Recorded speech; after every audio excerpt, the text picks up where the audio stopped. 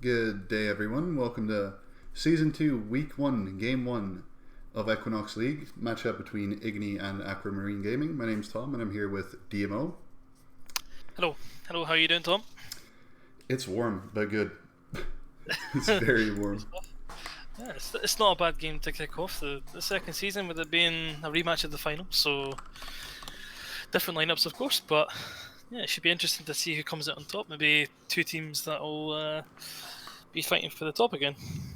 Possibly some differently looking rosters from last split's final, of course. We've got Sojin coming back, and we've got Paka coming back. Other than that, some new faces.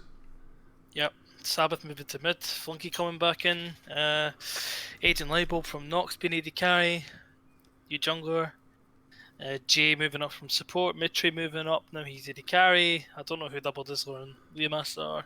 So yeah, there's some new faces, and yeah, we'll see how they perform. First game. So I don't know how well prepared they'll be, or how well scrimmed they are, but I guess we'll have to wait and find out to see the level of quality. Obviously, the first game coming in, no one's really seen anything from each other yet unless they've scrimmed. So perhaps some cheesy picks coming out. For everyone, as a service announcement, Mordekaiser is disabled this week because it's recently released and is disabled in Pro Play as well. So we won't be seeing that. Other than that, anything's up. Okay, wasn't sure if we were implementing that, but okay, all right. No Mordekaiser. Ah, what a shame. But yeah, there's still a ton of other things you can pick. Of course, I'm just going to be looking to see if they're going to be picking what has been played recently, 9-12. Obviously, the first week of Pro Play that they've been able to play on this current patch, and we'll see if any of them, copy what's been coming up more. I know Sejuani first pick. Well, yeah, that Sejuani, Jarvan, Skarner's been picked quite a lot. In terms of junglers, I know like Corki Sivir's quite a good combo right now. A lot of late game damage if you want to scale. Xayah Rakan for bot lane. Sona Taric is obviously still really popular. So yeah, it'll be interesting to see what they go for. But I know that with players like Sojin, Sabbath, Funky, like I know that they have the mind to put together a good draft. So it'll be interesting to see how AMG will combat what they think they're going to go for. Well, absolutely. I know the jungler on Igni's side likes to play some Sejuani. I'm not sure about Jay, but I think anyone can press R. So maybe a contested pick or ban. Well, they can press R. Doesn't mean they're going to land it. That's content. Yeah, I've seen quite a few pass by my window. I thought it was just the cold weather. It wasn't. It's a glacial prison going past. But yeah, like the amount of times people have exmitted. Oh boy. So we'll see if they. I'm pretty sure the only mechanic she has is that when she Qs, she can hide the animation of her ult. I think if you get that down, then you should be fine. We'll see though. Are you expecting any bans coming through? You said like Sejuani could be first picked, or are you thinking anything from AMG double pick that IGNI might be scared of? Perhaps Xayah Rakan, but honestly, I've not really seen either side play too much in recent times. I don't think you have to ban a Corki against Sojin in the top lane. All I know is he can play Mean Darius in custom games. True. They can swap as well, I believe. Like they can roll swap. Absolutely, both comfortable in mid and top. We've seen Sabbath play top lane last split, and Sojin play mid last split. So I'm just wondering if I'm thinking Paka's best chance is like Kennen, I think. Well, and Tom Kench has been spamming that. That's what he's been climbing with, of course. The Tom Kench top lane. Okay. Pretty good band to get rid of. It's just one of those EAD sort of champions. I was gonna say one thing to note: players need to remember they're playing actual league now, not teamfight tactics. So, basing your comps on more realistic win conditions, rather than a 1v9 driven. But okay, there we go. So 3 bans aimed at Paco. Don't care about anyone else. No Ivern ban. I know Jay was talking in the chat about his Ivern. Well, they don't seem to be interested at all. And third ban, probably aimed at the solo lanes again. I don't think they're going to be fussed at what both bot laners play. I think a jungle ban, perhaps. I mean, getting the Sedge out or something. I don't think they will. Yeah, there we go. Support. The common counter pick to Sejuani Trundle's still up. Also quite an easy champion to play for Jay, who's autofill jungle. Okay, so this Karma could be flexed in 3 lanes. Karma's quite strong right now. Seen it picked up a lot in solo queue.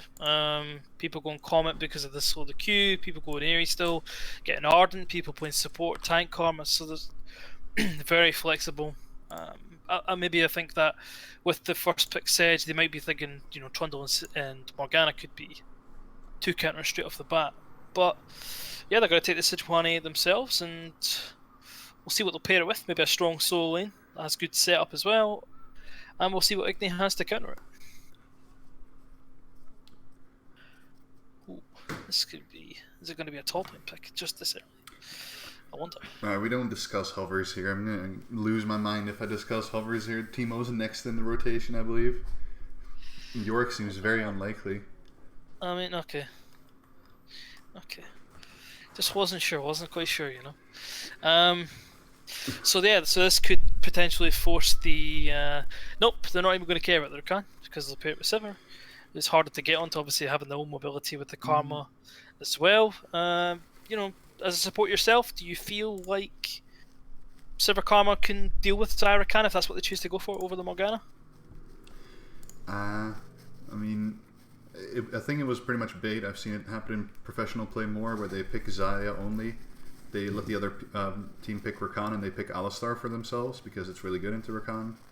But against that combo, like against Sivir Karma, I don't think you're going to get anything done as Xayah Alistar. So Morgana seems like a safe pick. Also, of course, the Morgana into Skarner, very valuable. Yeah, also potential flex pick as well. And I mean, nothing stopping him from putting it in mid lane. And potentially still picking up something like an Alistar. They're really going to be banned away. I feel like it's more aimed at... I guess it could be into Sojin as well. I don't know what he's been playing top lane. I don't know. He's very versatile. He can play the likes of Nico to Aurelia to Aatrox to Karma. Yes, very, very interesting draft coming through. So it's just like I just see Igni's comp, and I just know there's just got to be some sort of spice thrown in there somewhere. I mean, the most obvious spice that you could throw in would be Karma top. Yeah, and then what support might be taken. I guess Funky could take whatever he feels like will be good into Morgana. Certain players also like certain counters, so it's a case of trying to predict. Yeah, it'd be quite difficult. Last plan coming through. Okay, they're gonna be the one fight, all right. Taking away the press R. That's the simplicity of that. You just want to get an R out the way. But taking away Ken as well.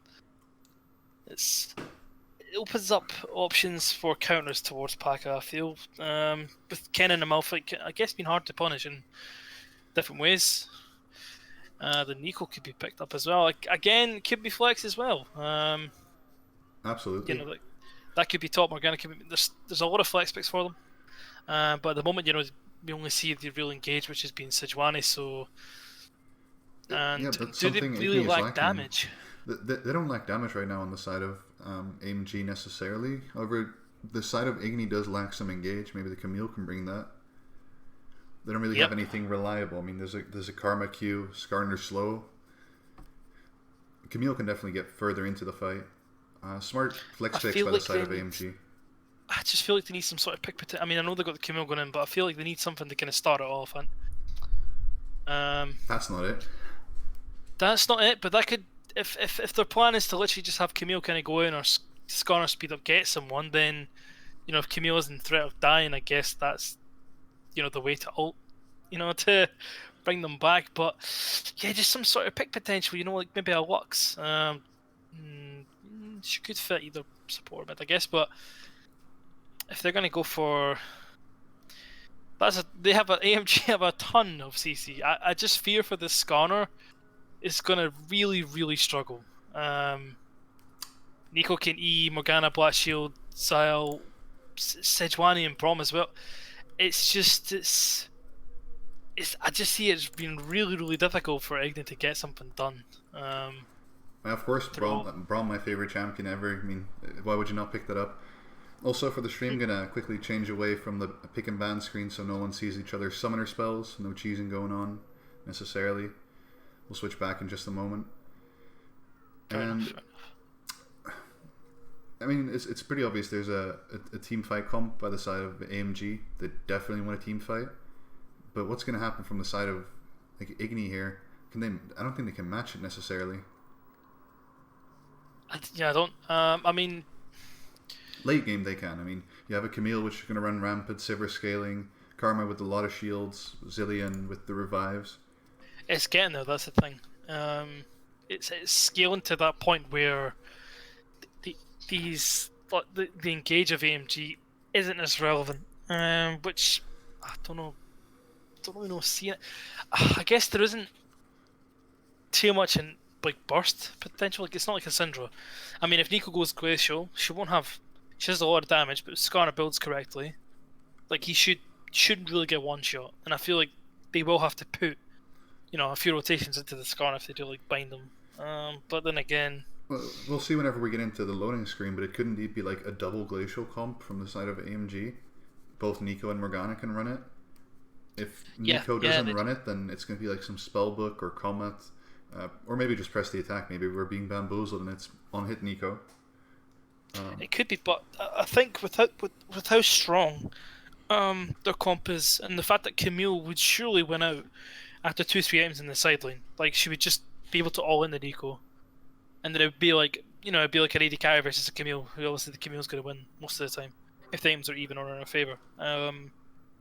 It is a good matchup for Nico, naturally. I've seen it being played a few times, and Nico's good into Camille. You have a very easy route on Camille jumping in. You can kite her out. She ults you, you ult. There's not that much threat there, and you can poke her out quite easily. However, I haven't seen Pack on Nico much. We're going to see if there's maybe a bit of a skill discrepancy there in the top lane. Yeah, you never know. Yeah, that could be... Execution as well is obviously quite important. There's a lot of speed for this Skarner to get in. There's Karma shields, there's Zillion speed. I mean, Sivir ult. Yeah, Sivir ulti as well. He can get wherever he wants to be. It's just, do they have enough damage afterwards to make sure the person dies? And also, if they have a lot of speed, what cooldowns are going to be down as well? Is Zyle down? Is Black Shield down? Who's out of position? What vision do they have that they can think they can pick someone off and just quickly start off a 5v4 after they kill that target? It's like there's different factors that will come into it. I feel like if AMG get anywhere close to playing around vision control, I don't see IGNI being able to, like, who face checks? It's going to be the Skarner, right? And then that's your jungler who's going to go down if that happens to get picked off. There's five champions on AMG that have CC that can lock down someone for like 10 seconds consecutively. This Nico root, Nico ult, Sedge stun, Sedge ult, Morgana behind him, Morgana. Like everything almost has like two separate CCs. It's like, and then I guess you do have Zillion ult, yes, but then you want to use that on your Sivir. Really, you don't want to have to burn that on your tank target that's being CC'd from having to face check with that vision control. So it's going to be an interesting game. I feel like two comps that are going to be definitely playing different styles. I feel like IGNI are going to definitely have to put the foot on the brake and just not commit to anything early. I feel like AMG have far too much power early on in the game, with the amount of CC they have and just the non-committal CC they have as well. You can throw every single thing they have out. They don't have to commit to it. Camille has to commit. Skarner has to go in with ulti. Like, Nico could throw E, Sejuani could throw R. You get the picture. And with double glacial as well, it's going to make it even harder. If they're playing around vision control, they're trying to get a pick, it's going to be even more difficult as well. If they have double twin shadows, it's a really, really difficult comp for IGNI to play into, and it will be very, very important in the early game to see who is going to play around the vision better. And maybe they can try and snowball this Camille. I feel like the mid lane's going to be pretty much nullified, really, both with each other. I don't think there's a huge amount of kill threat unless one really misplays, but yeah, we're gonna see. Of course, the most stereotypical pause you could ever see. Yep. 4 seconds in. 0-0. Not a hesitation at all. G2esports.com/shop, of course. Yep. Hope everyone's watching my pro. Yeah, well, it's a no from me. Yeah. Yeah. I just remember G2 losing to Fnatic. I don't remember the other game, but oops, spoilers. But yeah, where do you see the jungle focus being? Because obviously both of them really prefer to hit 6, right? And I feel like that obviously favours IGNI if they are going to. The Skarner needs to go top lane, and the Sedge needs to make sure the Skarner doesn't go top lane. So top lane, there we go. Yeah, pretty much. I mean, yeah, you have a Karma against a Morgana mid lane. It's like Season 5, like standoff combat, just throwing spells at the wave, see who clears it first. Bot lane, Sivir Zillion, like what are you going to do with Sedge? Xayah Braum, you're probably going to get 2v3 to Skarner.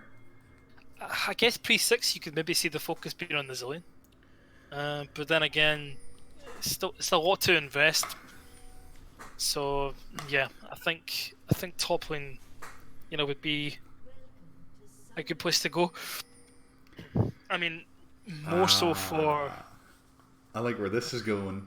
Just talking about what's happening right now. It's the classic AMG invade Morgana, throwing it into the tri-brush.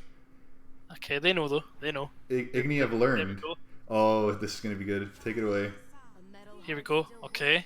Nothing going to happen. Okay, Morgana is currently Nico right now, so they think it's Morgana. They're going to get the E over the wall. The hook shot gets the first blood onto Camille. That is going to be Nico going down. I mean, you threw the bind, right? You found nothing. You don't know where they are. You face check sort of alone ahead of the team. It's like, even if you are cosplaying as Morgana, right? You're not going to start Black Shield because you've seen the bind being thrown. So you're just, like... That for me is just such a bad decision. I mean, what do you make of that? It's just... Well, once in the finals between IGNI and AMG of last split, Omena quite animatedly yelled, "How many times do I have to teach you?" And it seems IGNI have learned, because this is what AMG have done to him every time they played. Whether it's top side, bot side, so Morgana, Ivern, everyone throws the skill shots in, and they finally learned that that's what's going to happen. Yeah, and I guess God bless the pro view, right? If they're watching that, as Dan says, you're going to catch them out, and it's just such a strange decision. I feel like from Packet to step that far up. I don't really feel like you needed to. There was no what are you going to gain? They're not there, so you're going to have to reach even further. And good punish, and we did talk about the top lane being a snowball matchup, and with Camille with now a kill. That'll certainly help. I mean, this Nico is going to hurt because Sojin is going to call over the jungler anytime or just do it solo, as it's looking like right now. Yep, start W on the Nico. There's two stuns from the Camille Skarner duo, there's slows. You're just not going to survive it as a squishy Nico. I forget you start W on Nico for the all attack. I forget that now. I thought that was a bad thing, but no. Yeah, we see the wind. I was going to say wind trading, but he's winning the trades. I was going to say. Wind trading. He's winning the trades. Clarify. Oh, yep, sorry about that.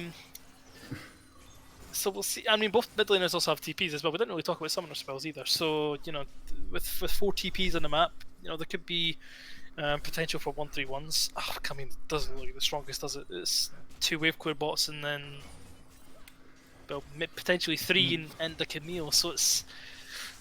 I don't know how the TPs are going to work, if they're going to be... Well, we see from level 1 AMG's coordination, right? They knew they wanted to go for it, but they were ready to counter, so...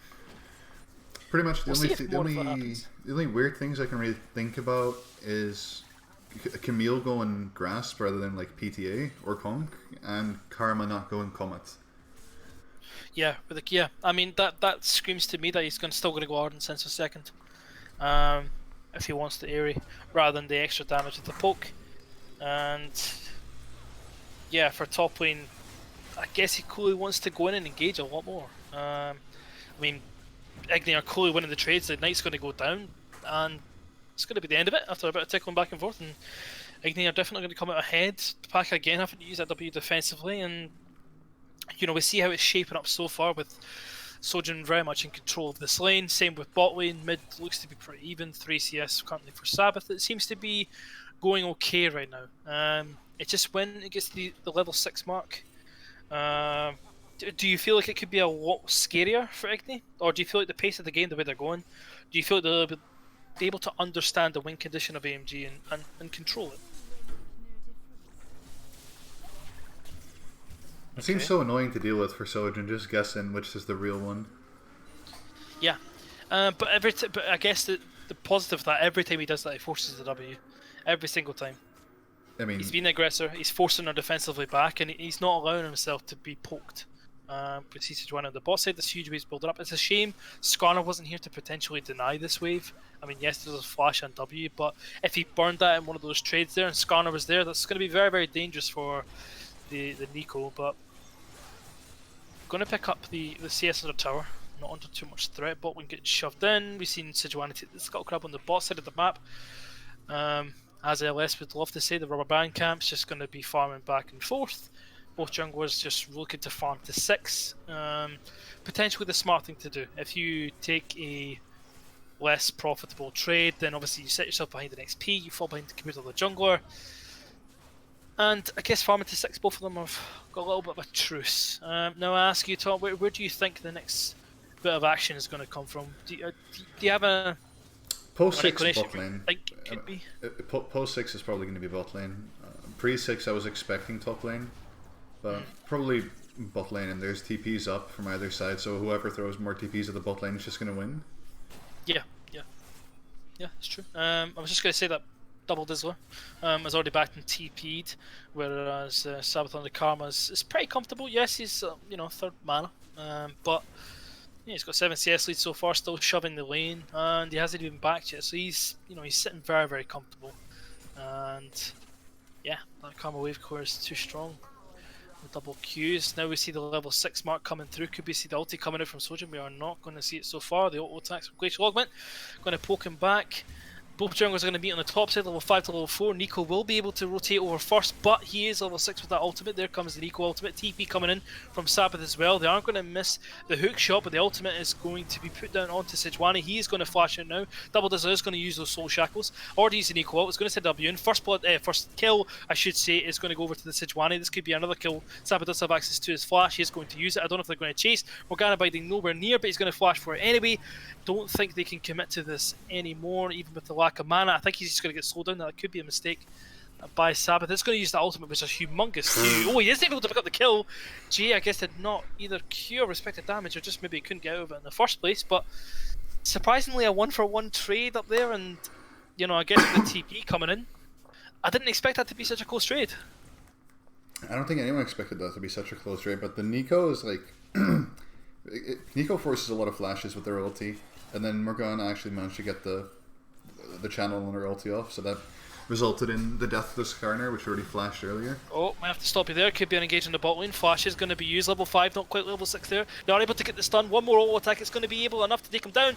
La Maquina? I guess. La Maquina? Yeah, something like that. I'm just going to say Skarner. I think I'm going to say Skarner.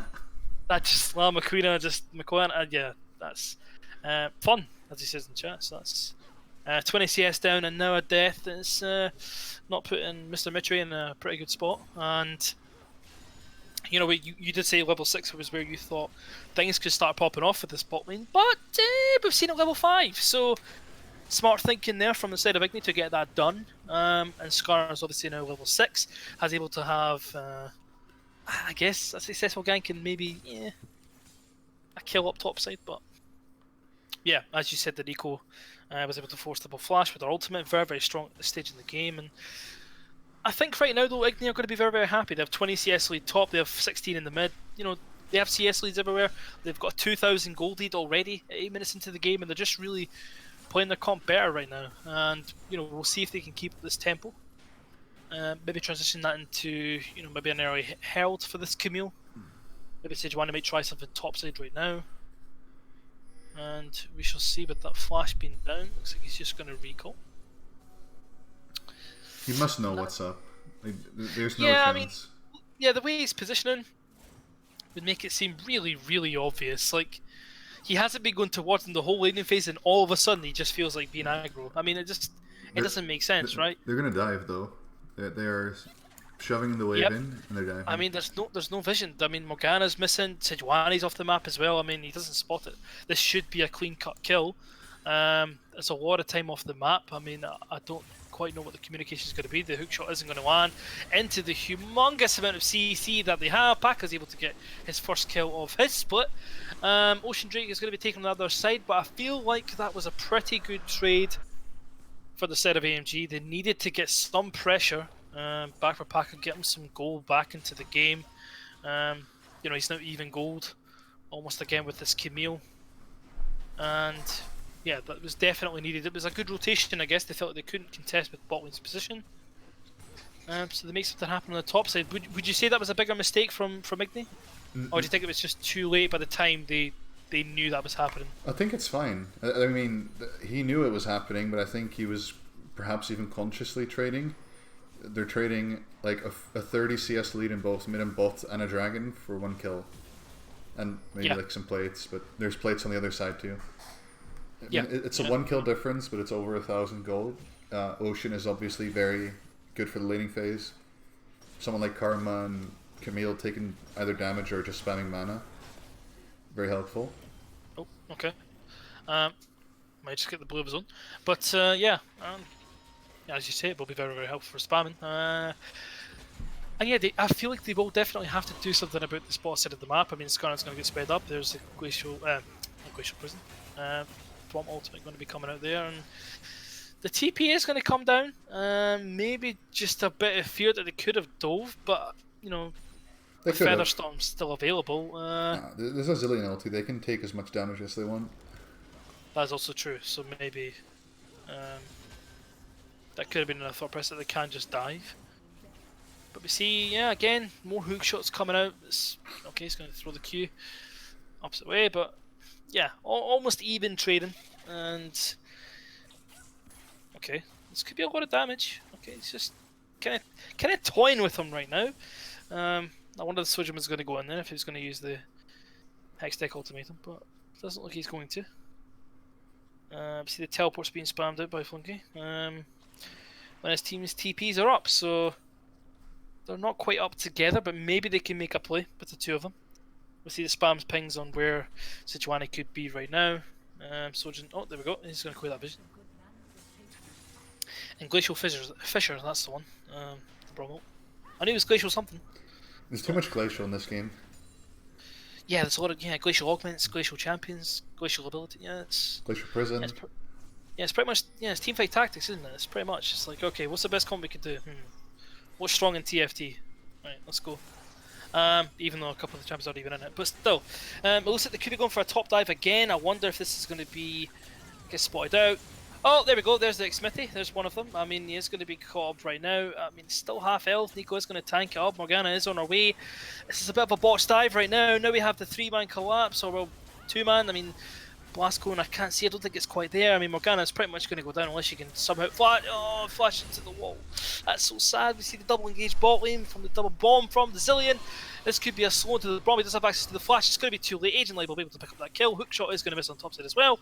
I don't know if they're going to be able to get any more. They might just look to shove this tower, shove this way. Oh, okay. Ooh. He just hits him with that fat Q. Knocks Paka down. That looks like it's going to be a couple of tower platings in the next minute or so for the Camille. Skarner is now going to invade on the top side with Morgana. With both solo laners dead, I should say. Bot lane getting a kill as well. It's gone from bad to worse from a side that I thought would have the priority at this stage in the game, Tom. I mean, they shouldn't have this lead right now, I feel.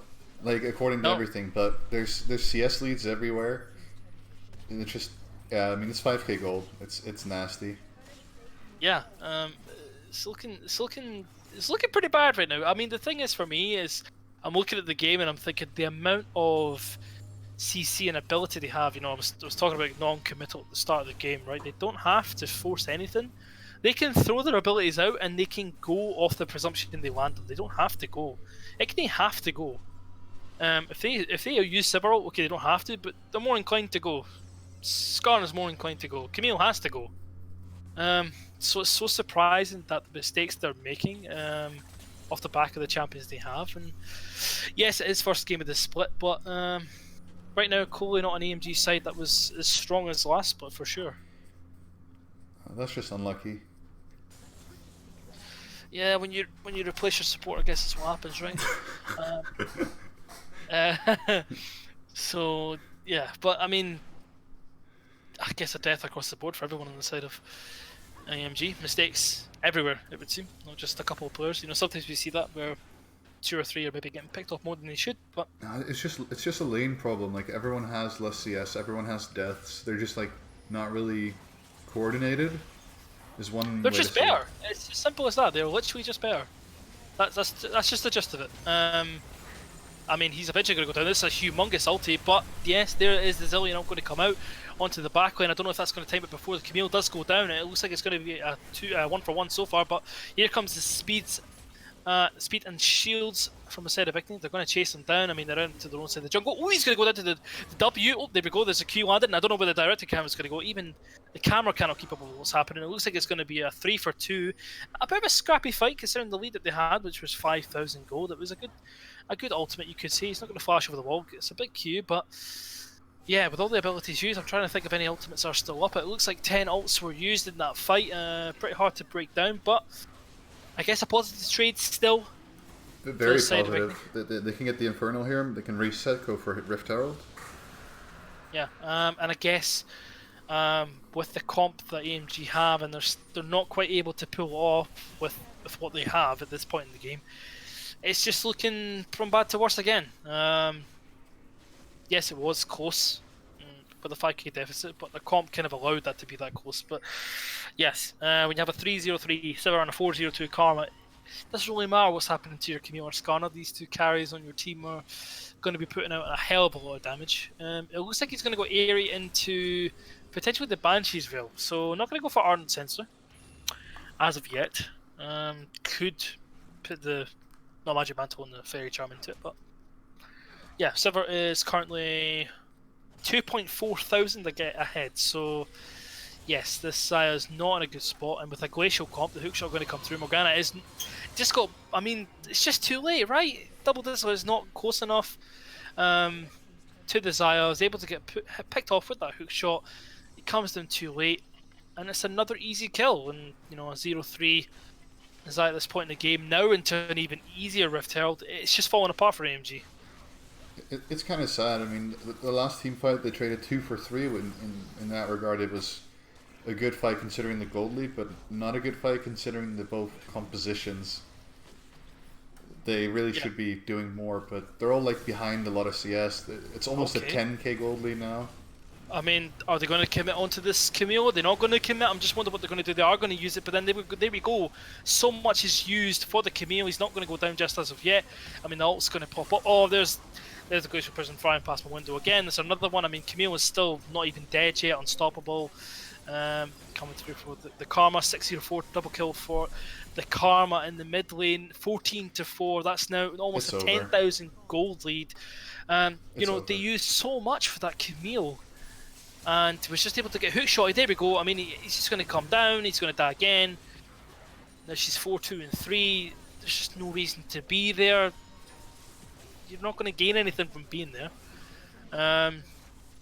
Well, you gained another death, if that's what you're looking for. Yeah, that's true. That's true. Yes. He gained another thing to moan about, I guess. That's for true. Probably will be bumping his gums at that one. It was very unfortunate contest on the Rift Herald. It was 4v5 and they still try to contest it. They weren't winning 5v5, thinking somehow 4v5 would end better. Yeah, I can only think that desperation was coming in at that point. You know, they're thinking we have to do something. We can't let this go down. Into tier 2 is going to go down. And yeah, over 10,000, 11,000 gold in 18 minutes. I guess Mitri might want to rethink about that scrim. Apart from IGNI. If they're too easy. I seen that posted in the scrim chat. nice little bit BM. But yeah, but backfiring right now, isn't it? You know, it's. I mean, looking at the builds, there's going to be a Dead Man's Blade, I think, coming out for Skarner, so more speed. There's going to be Shirelia's just completed right now on Zillion, which is more speed. I think there's going to be a 1,000 movement speed Skarner coming at you, and no one's going to save you. Oh, there's the okay. There we go. That's a tilt right there.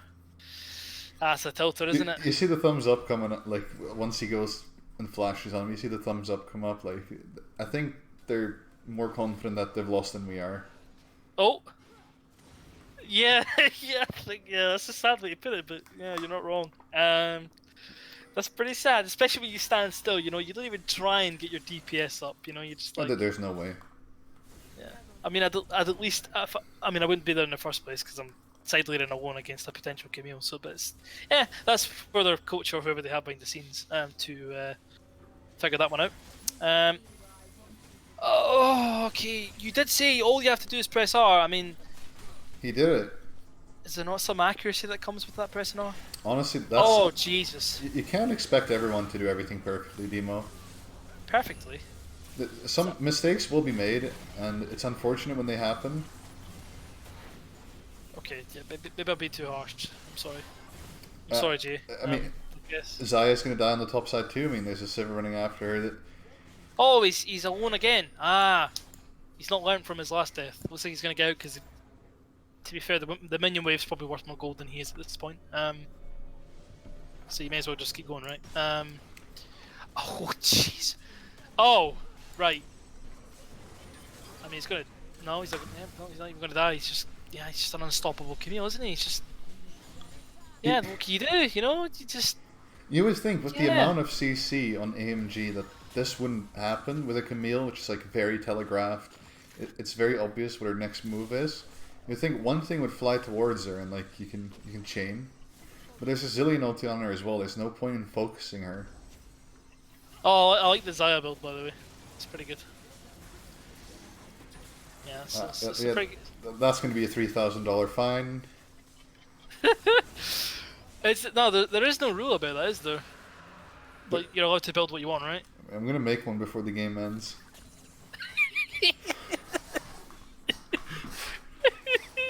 I mean, to be fair, report ADC. Well, I mean, there's I mean, Sivir's caught out now though, because he's now contesting alone. That's a silly mistake, but at this point, I think he just knows it's kind of over. Yeah, there we go. Bruh. But, yeah. One thing I do like that Braum chroma. Not because it's green, just generally I just like it. I mean, you know, even the professional Koreans, they talk about skin ideas when things aren't looking too great to cast about. So, what do you think the next Skarner skin should be? That champion has seen no love ever. What should he be? He's a scorpion. But what if he was a giraffe? If his tail was a giraffe neck? I mean, getting dragged back by a giraffe neck is pretty tilting, right? Probably. Definitely not a scorpion. I don't know. Next April Fools. Is he gonna die to creeps? No, he's just gonna get. Oh boy! Good old Mitri. That is. I guess that's just tilt right there, right? It is what it is. I just want to know what the rest of the comms are like. If they're just laughing away anyway, or is it literally just him, just like, you know, just doing it? I mean, there's two sides of the coin right here, because it could be them just laughing, and during the game they were like, yo, everyone come top, let's dive Sojin, he's gonna be so tilted. Or it's either like, yo, this is the only way we can win the game, let's do it. You just never know, and I guess by the reactions at the end of the game, we'll figure out if it was troll or if it was a good laugh. It'll probably be serious right now, and then it'll turn into troll, because the anger will probably be relieved, right? I mean, why not? Maybe. I mean, the positive thing is for Zaya, she might do more damage now with this build. I'm gonna have to disagree. Oh come on! I don't know. I'm a glass half full kind of guy. It's good for scaling. I believe that not even.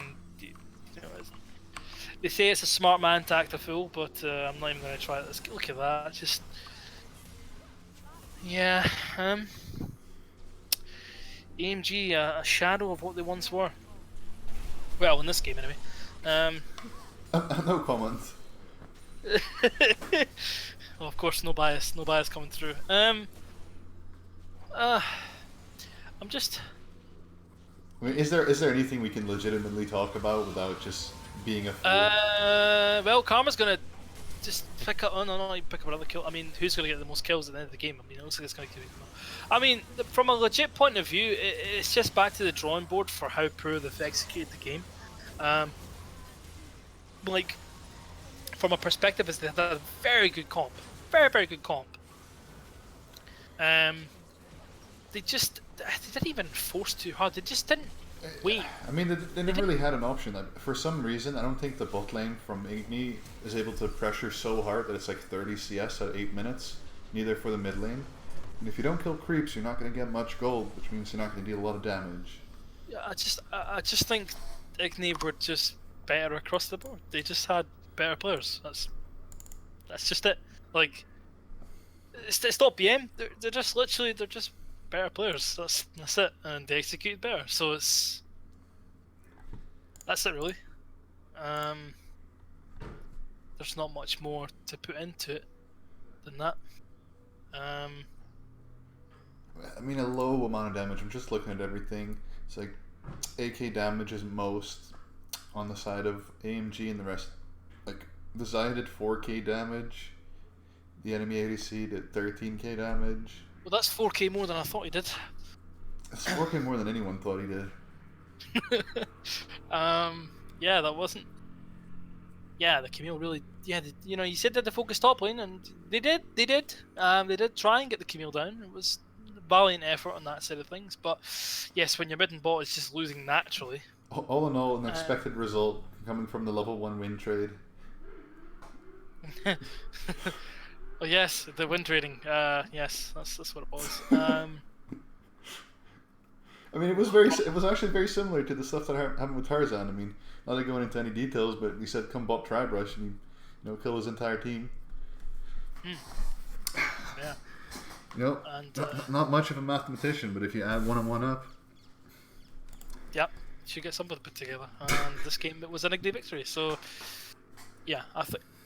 I don't know if we're doing individual MVPs. If you know what? For this game, why don't we? I'm not sure if that's the goal, but if we can make someone happy, I'll give it to Victory. Yeah, right. So much for the individual MVPs. No, I mean, I'll give it to Sojin. I think it's an obvious one, but yeah, Sabbath pressing Q, being where we need to be, bot lane shoving in, Skarner was around the map, pressing R.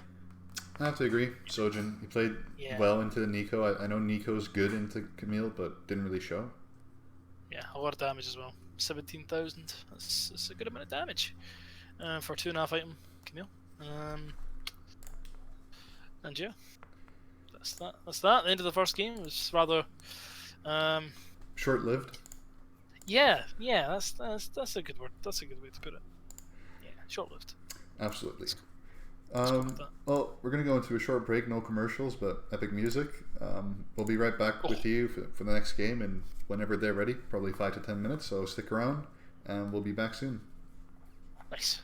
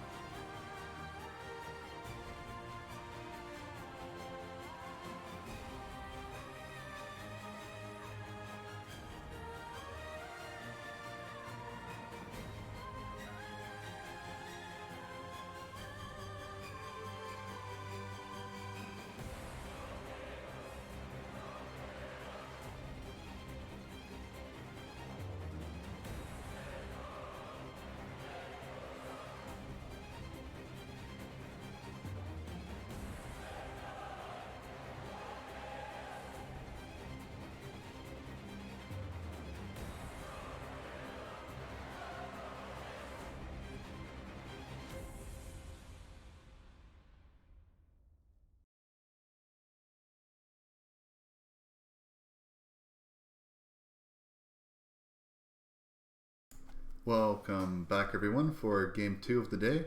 Need a name against Vanguard Njord. I'm still Tom, and I'm here with Demo. Hello, welcome back, everyone. Yep, this should be a very interesting game. Haven't seen, obviously, these two teams before. Very much new to the league, I believe. I don't recognise players, so there is no name change. They're just brand new. Have you seen these teams before yourself? Anywhere? Leagues before, or Yep, during any other the... players? I've seen them both during the qualifiers, actually. Of course, right. Okay. Did you? What did you make of either team? I've watched one game of both, and I think it might be a pretty close matchup. They both had some wins, they both had some losses, but in the end made it through the qualifiers, otherwise they wouldn't be here. True. Well, I was just going to say, I guess with a guy called Lil Bomber, and being in a Corky club, they're definitely going to take that away from him. Absolutely. No L9 Corky this game. No. Yeah, I'm just trying to think of bands myself. I'm unfamiliar with both these teams, but okay, the job are going to be taken away. I wonder if things like Sejuani, Zaya, Rakan, things like that going to be contested. Obviously, we've seen the last game. Two very different comps, possibly the Camille as well. I'm just grabbing both OPGGs to see what is very popular on both these sides, and it seems for Low Bomber, his other available picks will be Silas, Aurelia, Rise, Aatrox, the common flex picks, the common OP picks. Silas a bit less prevalent on this patch from what I've seen myself, but the pro players still pick it up occasionally. Well, I mean, into heavy CC teams, still got a lot of value. Absolutely, I've seen it more as a final rotation pick when the enemy has something like a Sejuani you really want an ulti from, or maybe some Morgana. Generally, some engage ultimate or hard CC ultimate tends to do very well. Yeah, and the Kai's and the GP taken away, and same with the Thresh. So I feel like a lot of individual bans coming through, and again the Karma first pick. So clearly teams feel like it's a very high priority in this patch, and obviously with the flex it has and the amount of damage it offers, I guess it's a it's a safe first pick to be able to lock in. Absolutely. I mean, it can really go anywhere. Of course, it's the common flex pick, and they've not listened to Mordekaiser being disabled or not allowed. Oh god. Oh boy. So that'll be a remake on the lobby. I don't have anyone. I don't have anyone added. Otherwise, I'd tell them. I'm gonna fix that. Hang on.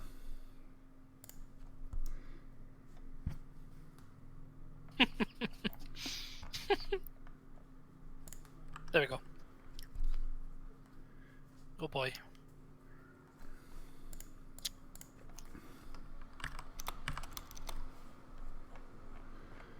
Let me just get that on the road for you. Could you invite me back to the lobby? Oh sure. Yeah, where are you? Got you. Well, I mean that's a strange one. Why can't I re-invite you? Probably because both teams are full. One's gonna have to switch to spectate. Oh, yeah. Unfortunate. Not listening to the Mordekaiser being disabled. Or not allowed, rather. But we'll get back into things very, very soon.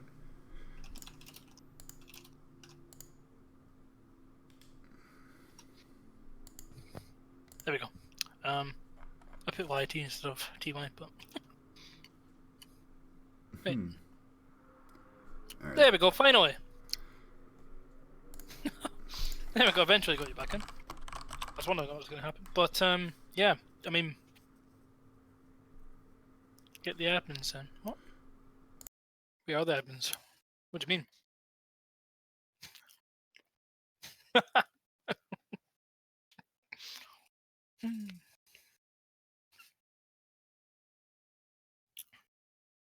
Same bands for not. I mean, it's the same bands. Just start again and pick something else instead of Mordekaiser. It's not hard.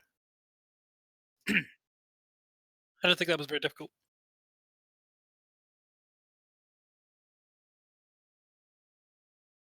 Don't worry, folks. The issue will be solved rather soon. And we should be getting back underway. Sorry.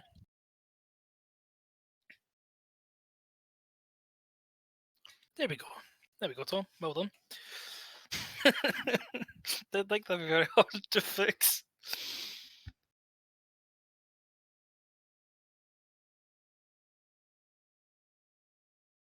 Yes, absolutely. You had to get that one on their way.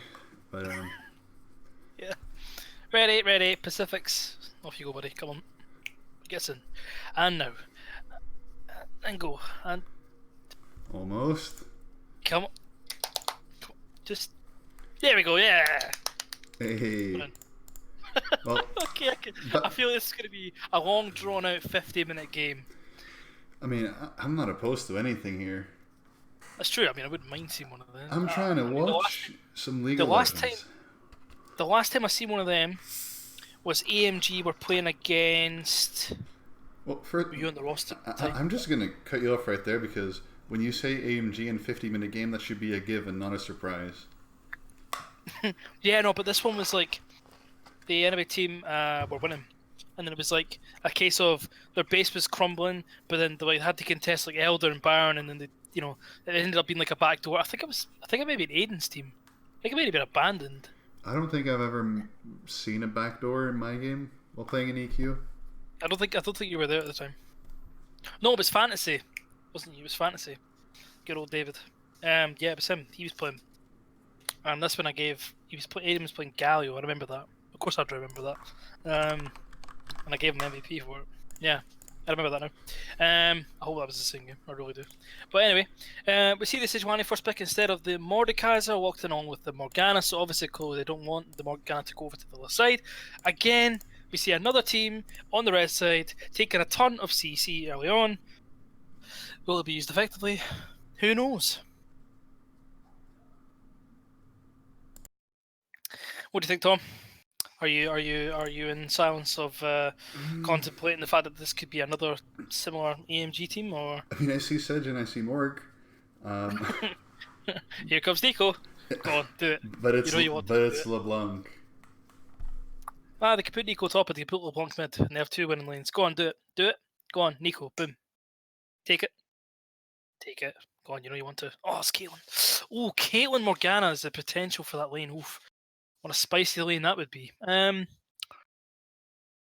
mean, bans, they could double ban towards jungle, right? They've already got the Sejuani locked in for themselves. They could easily do that. I mean, they're going to get counter pick. Regardless. So, ban away top lane. Unless they have something in mind already that they want to ban away. But, yep, 2 solo lanes so far, not jungle ban. Are you surprised there's no jungle ban coming through? I mean, the jungle pool was really, really wide this patch. You couldn't play so many different things. True. I'm just surprised that Vanguard have gone for the solo lanes bans, I figured even still, they could have went for the jungle pool even with it being wide, even just to take away some form of CC, because if you look at their team comp right now, with the Karma Sivir and the LeBlanc, they don't have much CC, they don't have any frontline. They're obviously lacking those sources, and with the Vladimir flex pick coming through as well, clearly, they know what they want to go for. I mean, from both sides, it's going to be a defining one for Need a Name right here. If they're going to go for like a side lane or anything. Yeah, that's true. Okay, well, I mean, that's the engage they need, right? But then again, you're taking a Gragas into a Caitlyn and Morgana, a Vlad. At this point, I felt like Kindred would have been good with maybe a tank top lane, because obviously they want to come onto you, right? Vladimir wants to like if you got Kindred, like you peel that back. I mean, any form of CC jungler now, other than even a Jarvan would struggle. Maybe I get the Cataclysm against the Vladimir, but I don't know. What do you think? So they take the Poppy, right? But again, Poppy's going to struggle too. Like Caitlyn's so far back. They have the Morgana. I don't know. What do you make of this, Tom, so far? What do you make of the no-name draft? I mean, or need a name draft, sorry. Currently, the Poppy pick, it's a strong tank for the lineup. However, the W from Poppy interrupting any dashes, there's not going to be much value here. You can block a Sejuani Q and a Caitlyn E. As for now, that's what it is. we'll see with the last pick from Vanguard Njord, of course, if there's anything else that's interrupted. You can be interrupted. I don't think any Zoe R is going to be interrupted. Yeah, and They've just left. Oh, okay. Is that not meant to be Zoe? Zoe is Rumble. Okay, so they coolly. Uh-oh. Oh god. Oh no! No, don't do it to it, Tom. Can you not give them a one-time pass? Show them here at EQ we're subject to giving people second chances. I guess it's the other way. I guess it's the other way where it's just the ban hammer, right? It's just like, those are the rules. Unlucky. You should have read them. That's it, right? I don't know. I don't. Oh, it feels. Oh, that feels bad, man. I mean, Zoe isn't really bad, to be honest. Zoe's. I mean, Rumble would. I don't know. You put Rumble in flat against LeBlanc. I mean.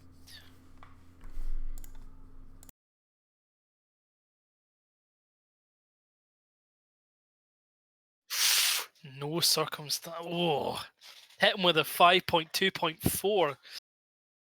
Oh.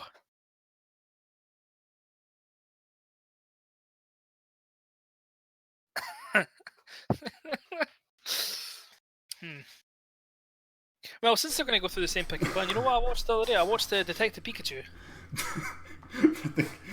I think instead of going over the draft for the third time, you make a very strong case here. It was good. Was it I enjoyed good? it. Yeah, it was good. Yeah, I thought. I mean, it wasn't really cheesy, really. I thought it was going to be like ridiculously cheesy, and it's like, oh god, they're killing it. But no, it's actually not bad. Of course, it's Ryan Reynolds, right? So he's more sarcastic. So seeing a sarcastic Pikachu is just really fun. Yeah, pretty funny. I mean, I haven't seen a good movie I guess the only good movie I've seen recently is John Wick 3 in the cinema. But then again, that's sort of, if you've seen 1 and 2, you're gonna like 3. If you haven't, then I have not seen that yet. Have you not seen 1 and 2 either? Oh no, I've seen 1 and 2. I haven't seen 3. I mean, yeah, I've not seen that. 3 was good. I recommend going. Okay. There's a lot of movies around now because I've seen Aladdin yesterday. Yep. Haven't been there yet. Aladdin. Aladdin was good as well. They didn't try to make Robin Williams the old genie. They didn't try too hard with it.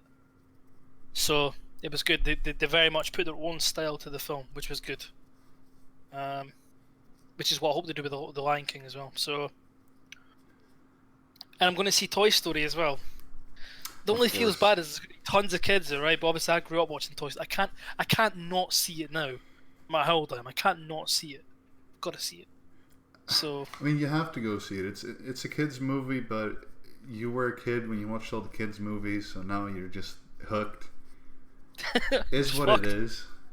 Just like a paedophile, but nah, I won't be going myself. So that's a bonus, you know. Take your little brothers and sisters with you or something. I don't have it. I'm gonna go with my fiance. We're gonna go. You know, she's back from America, so we're gonna go. So at least I'm not going myself. So that's a very understandable flex around these parts and having a fiance.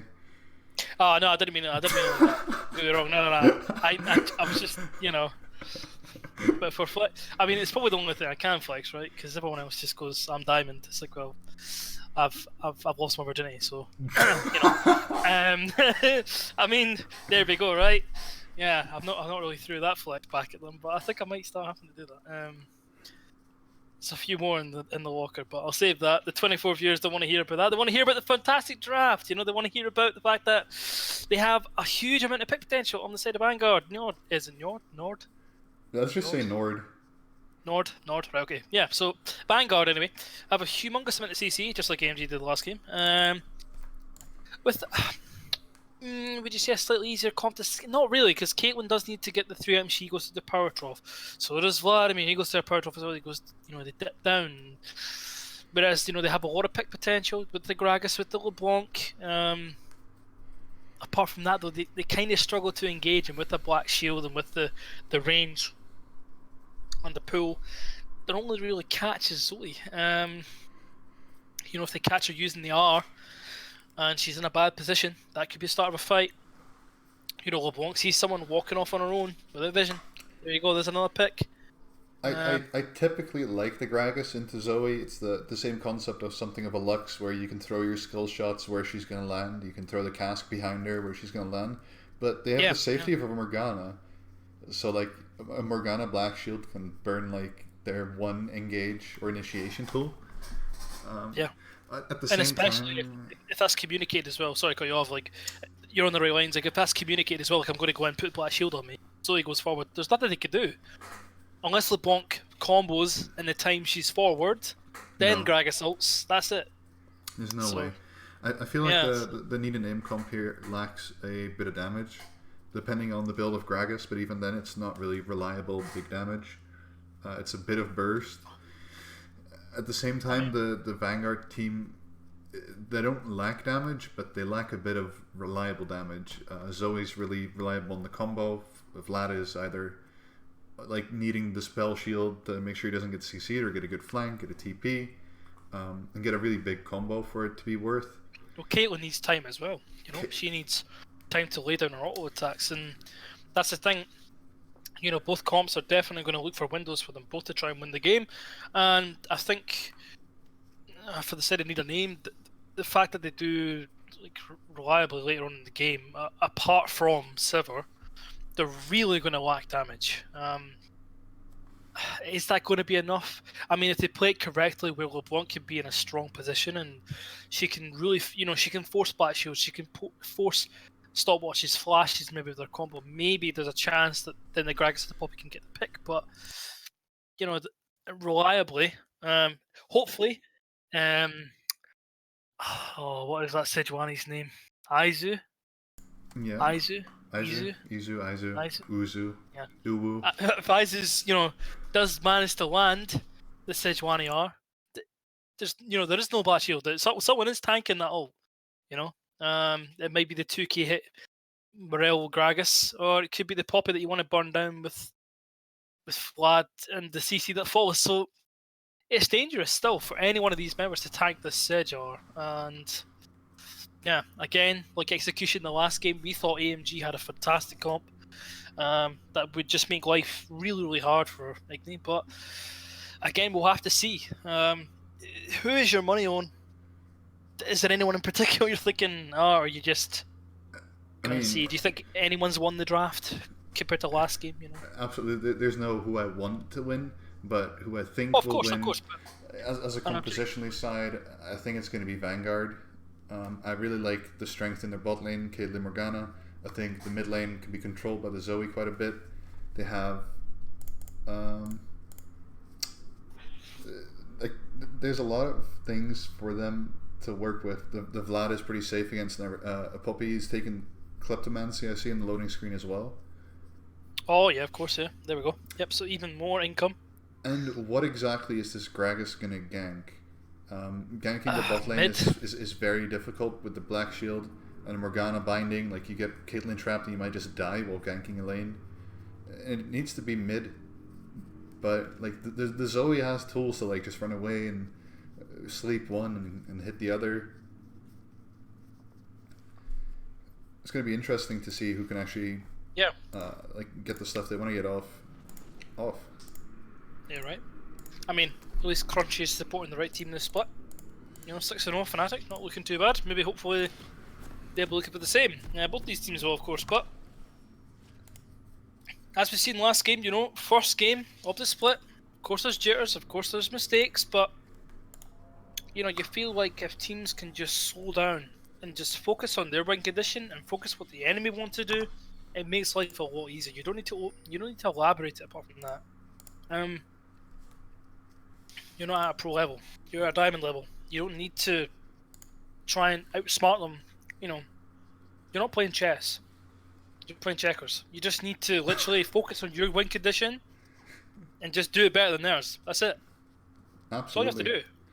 There's no like, there's no way that, you know, you need to delve into it further than that. You don't need to try and think they want to do this here and they want to do this. They want to try and get leads here. They want to get the LeBlanc roaming down here.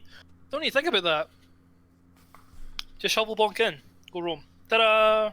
There you go. Try and lock your mid lane. Does she have cleanse on the LeBlanc? No. She has ignite. She wants to kill pressure. Take the Sejuani. Go kill her. Get Zoe roaming around the map. Open up the mid lane.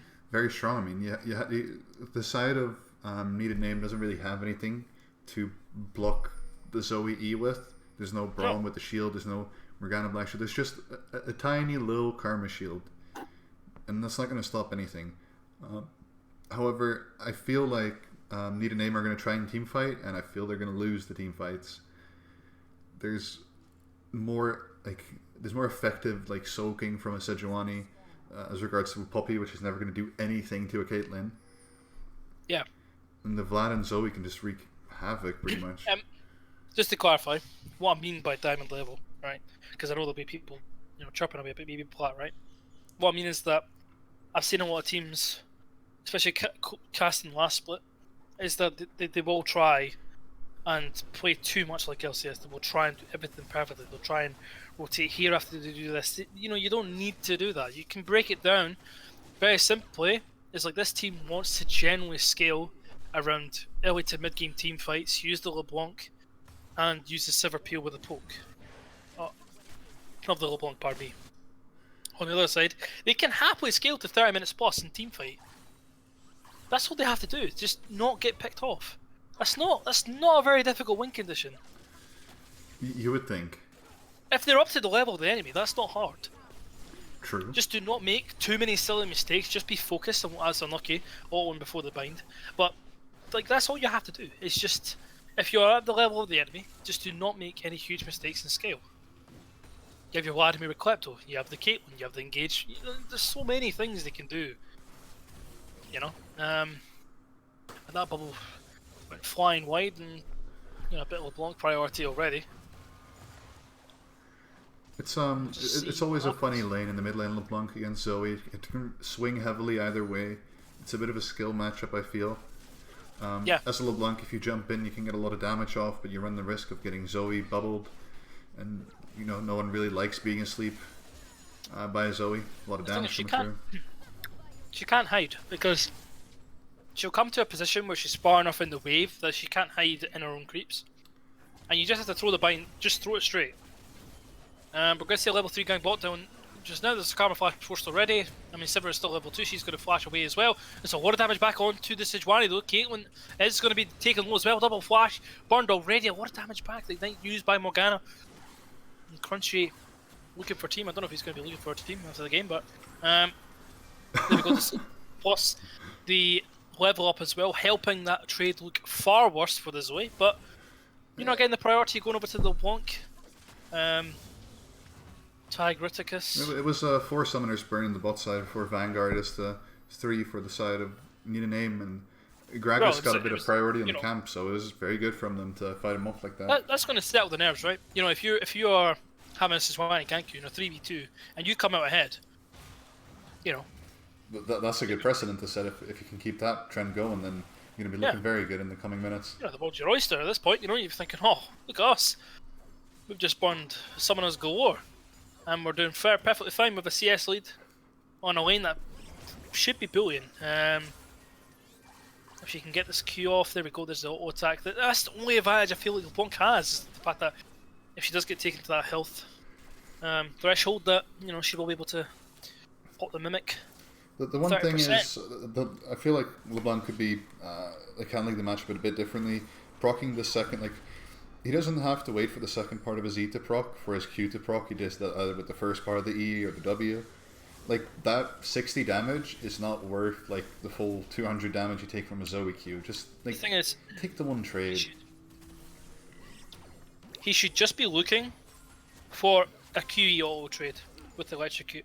Yeah, exactly. Don't wait for yourself to get slapped and then you get the whole shebang on you.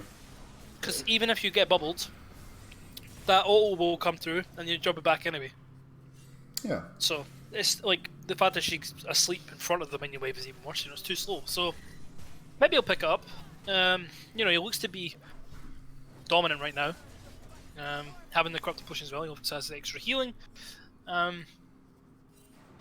We'll see the invade from the Sejuani coming through with a priority in the mid lane just now, which is actually rather surprising, considering LeBlanc has been taking This could be something here. On There's one one hand, flashy up though. it's a bit surprising, but also the Gragas hasn't gone back to shop yet, and the Sejuani has. It's not much of a combat difference. The blue smite against nothing. Oh, here we go. No It's going to flash. I mean, no if he gets flash the auto Gragas. attack off, he's just dead. He already burnt his flash earlier in the mid lane 2v2, so that's an easy pickup. Yeah, and he knew The thing is, He knew he was there. he knew Sejuani was around. Yep. She followed him in, and yeah, just really, really greedy. It's very, very simple. That's what I mean. Like, you just gotta keep things so simple. That's really simple from Sedge. He's just like, I'm gonna walk around. He's gonna be here. I mean, That would have been a trade kill if the bubble went on the real LeBlanc, not the Mimic. It's an unfortunate misplay, but the last person you want fed on the side of Need a Name is LeBlanc. No one else is going to be as much of a menace as this LeBlanc. the Q missed as well. I just went back and had a look. He jumped back with the Q, and LeBlanc was behind him. He jumped in front, pretty much, so the Q went past. A little bit unfortunate, yeah, and the bubble was the Mimic. Unfortunate trade, but yeah, the last person you do want ahead is, of course, LeBlanc. But, I mean, the Poppy's never really going to be winning in trades. No, you're She just... may have... You can hold the lane, but you're not going to win the lane. The more you try and fight him, the more Klepto procs you give him. It's a really unfortunate position to be in for this Poppy. All you can do is pray that the slice sack of gold RNG is not in the Vladimir's favor today. The problem is, well, that you are taking that Poppy into the Vladimir. Yeah. You're actively choosing to have a losing lane. And by losing lane, obviously, you know, Vlad's just going to gain more gold, right? Any lane where Vlad is up in gold through his early game weakness, it's a winning lane for him, regardless if he's got tower or not. So it's like, okay, so slam into the wall, 200-300 damage, and he just doesn't really care. He's just going to heal up. Unless Gragas is going to be there, which he is now, but then he's so low, still has access to pull. I wonder if that's going to be... No, see, so Gragas is purely wasted his time being there. Humongous wave that she cannot get. May as well just back.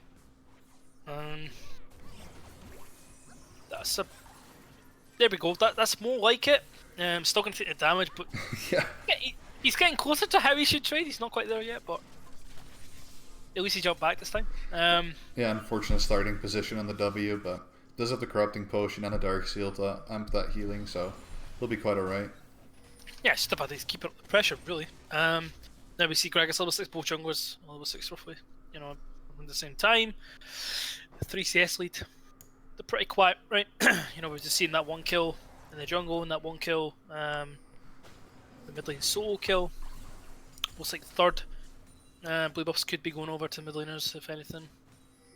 But it seems to have quieted down. We could maybe see some action here. No, Morgana on the roam. TP back from Vladimir to the top lane.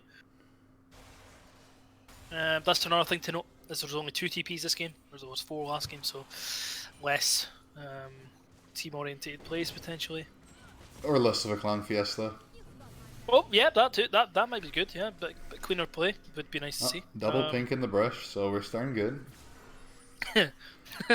Greg's getting to clear division now for free. That's good as well. You know. Free, you say? Flash ultimate. Okay. I mean, Zoe is not in position for this unless he can get the Q. Does not land the Q. LeBlanc is going to be there. Double distortion used. Has no more form of disengage for himself.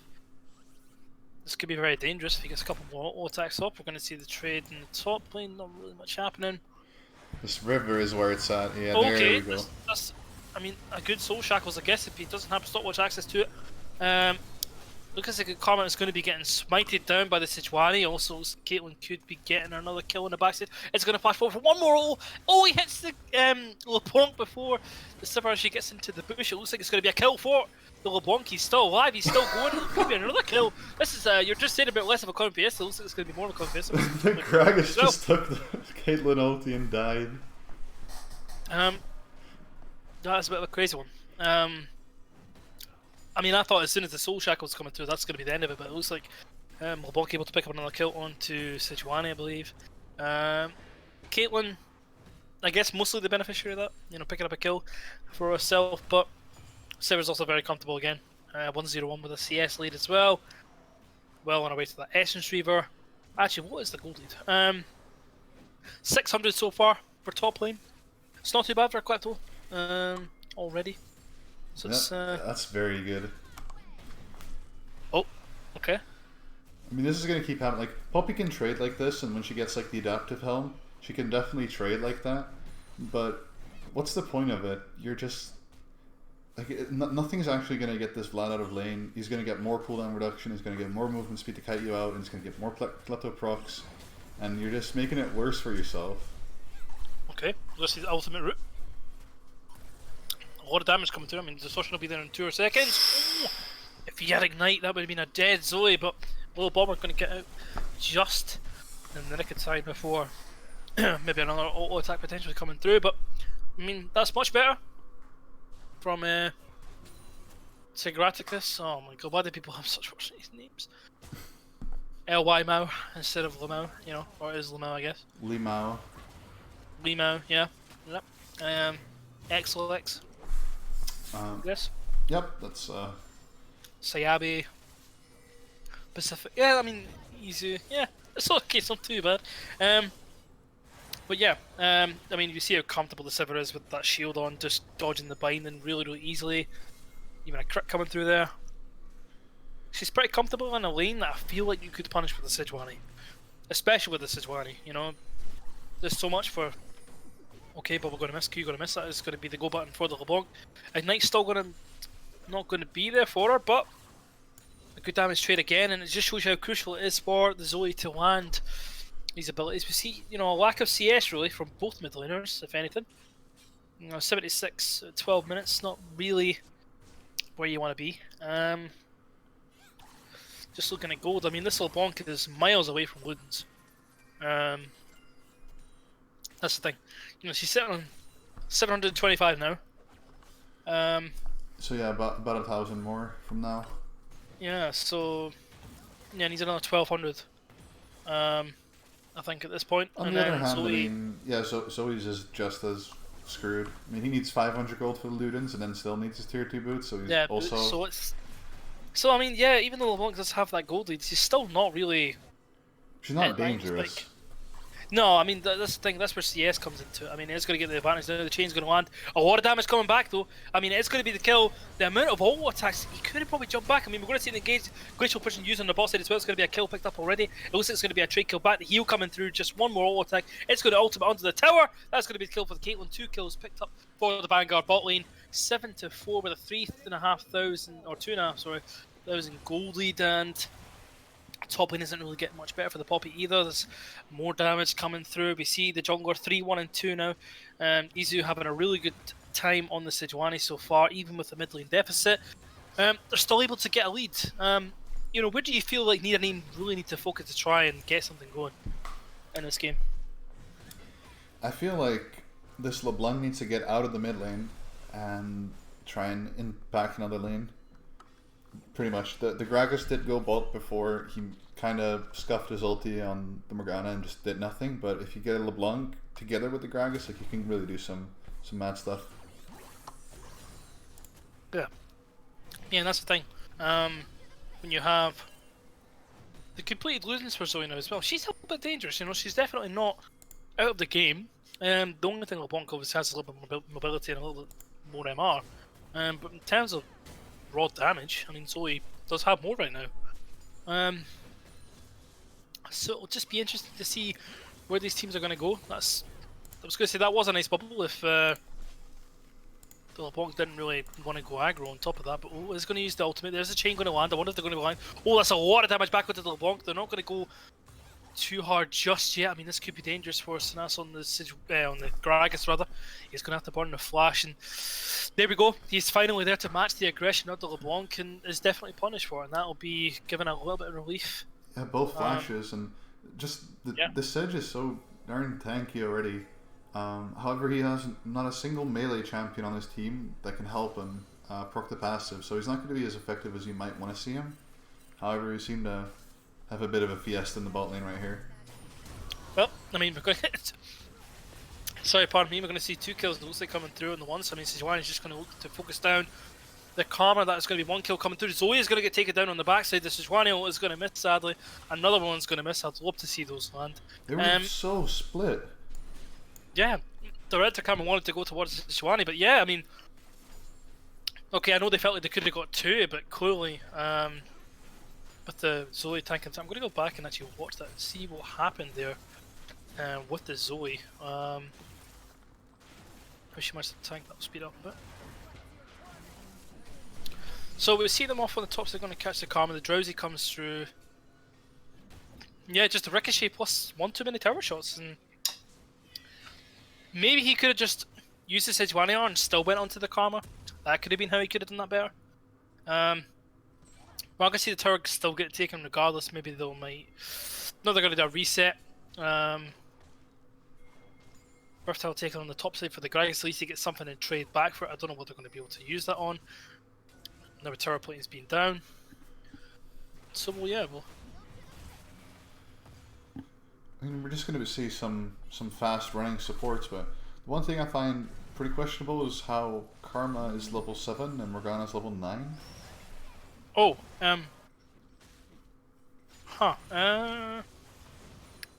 You know, I'm supposed to do, like analyze stuff here, but I really just have no clue.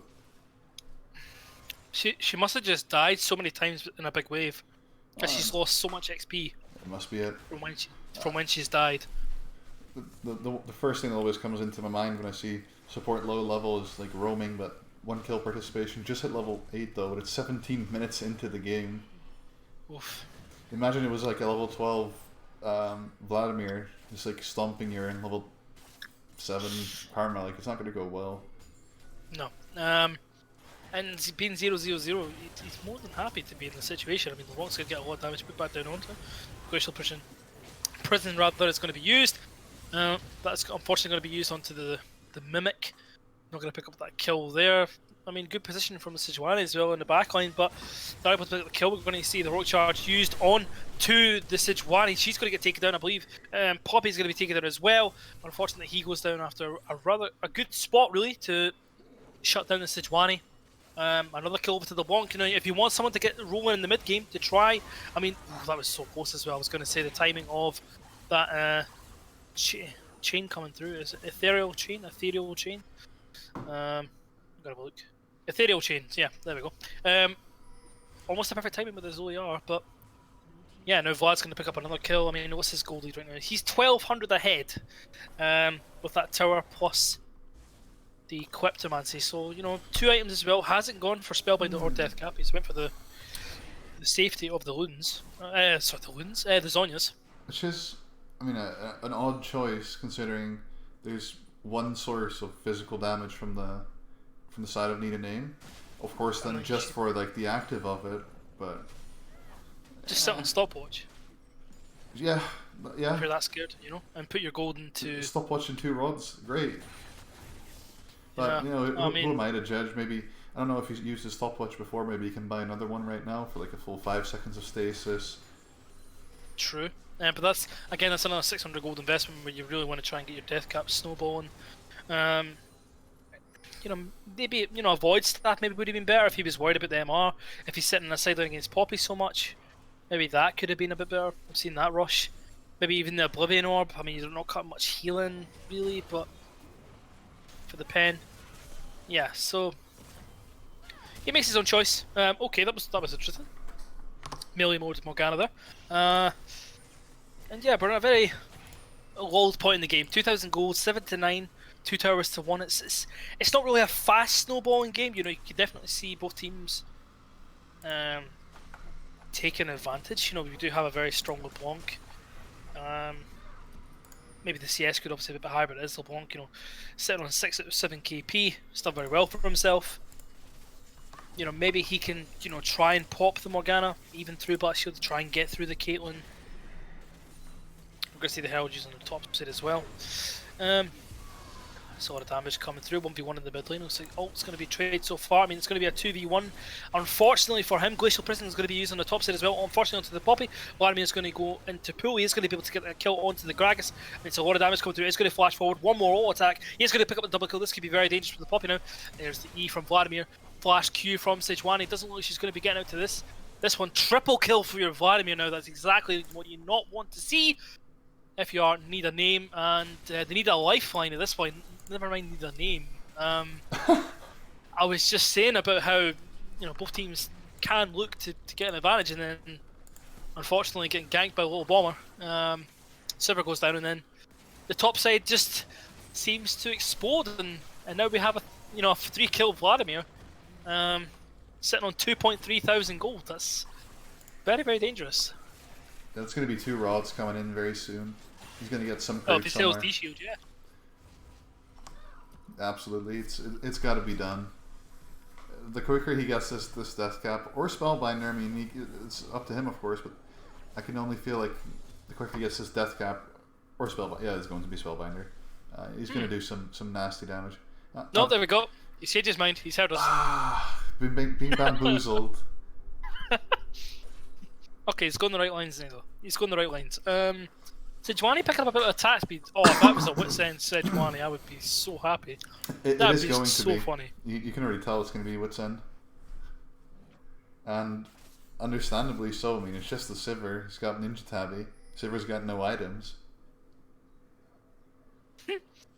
True. Just try to think as well. But on a serious note, it is something you could think about. I mean, maybe not something me or you would want to do, but he's got no other melee member on the team. That passive is all up to him. That E passive stun. Very true.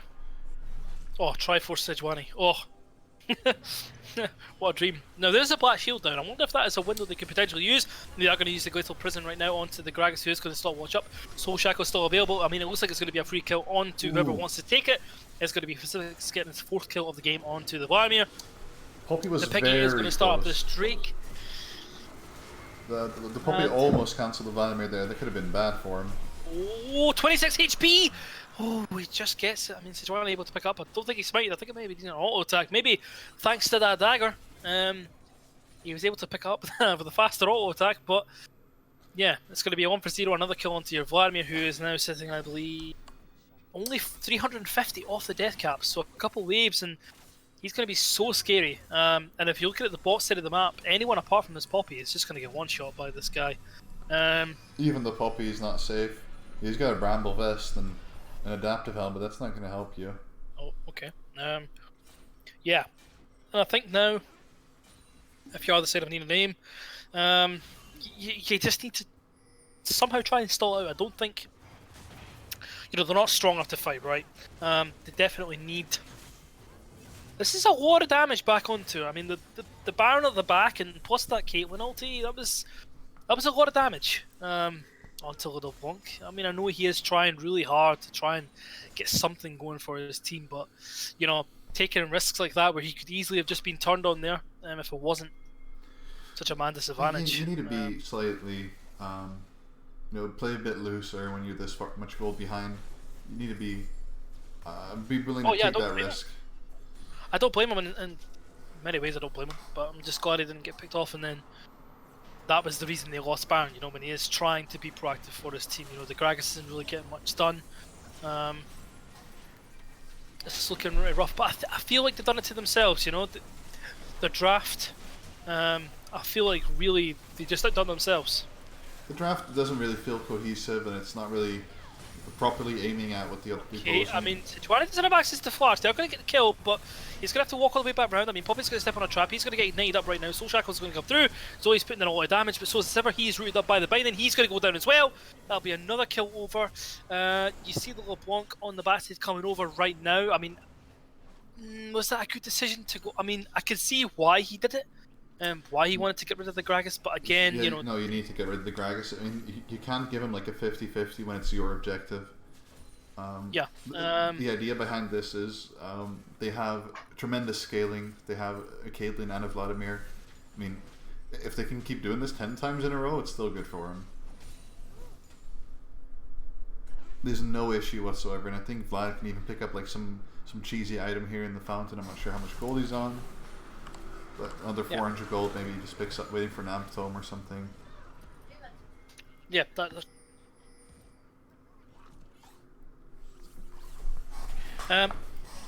so I mean, with that in mind, right? With oh, Elizabeth said nice, yes, I love it. Love a bit of spice. Someone doing something different that you don't normally see. Like I'm not flaming it at all. Like you're right, he needs to proc his passive. He doesn't really worry about the Sivir. I like it. I really do like it. I like to see that from players. A lot of damage coming out from the LeBlanc. Double chains is going to come through. One more auto attack. It looks like that's going to be the kill. The shutdown over to the LeBlanc. Good solo kill in the side lane. More pressure on to the side of Vanguard. And I just feel like, I mean, Greg is sitting on vision right now. I just feel like if the comp had been slightly different. Fortunately, Glacial Fusion right there. I mean, he is going to get chained up, and I presume he's going to start away in a second or so. Okay, he's not going to go for it. But, you know, Tom, do you feel like if the comp was slightly different, you know, skill-wise, I don't feel like they're too far off, you know what? I don't feel like they're too far away. They screwed themselves with this Poppy, and they've screwed themselves slightly with the Gragas. But mainly the Poppy. I mean, you had the opportunity to do something really, like something unique to the Vlad, something that he can't really deal with, and they just failed to do so. Also, the CS numbers are just like ridiculously low, especially like Zoe is like short 120 CS. You're not really going to do any damage.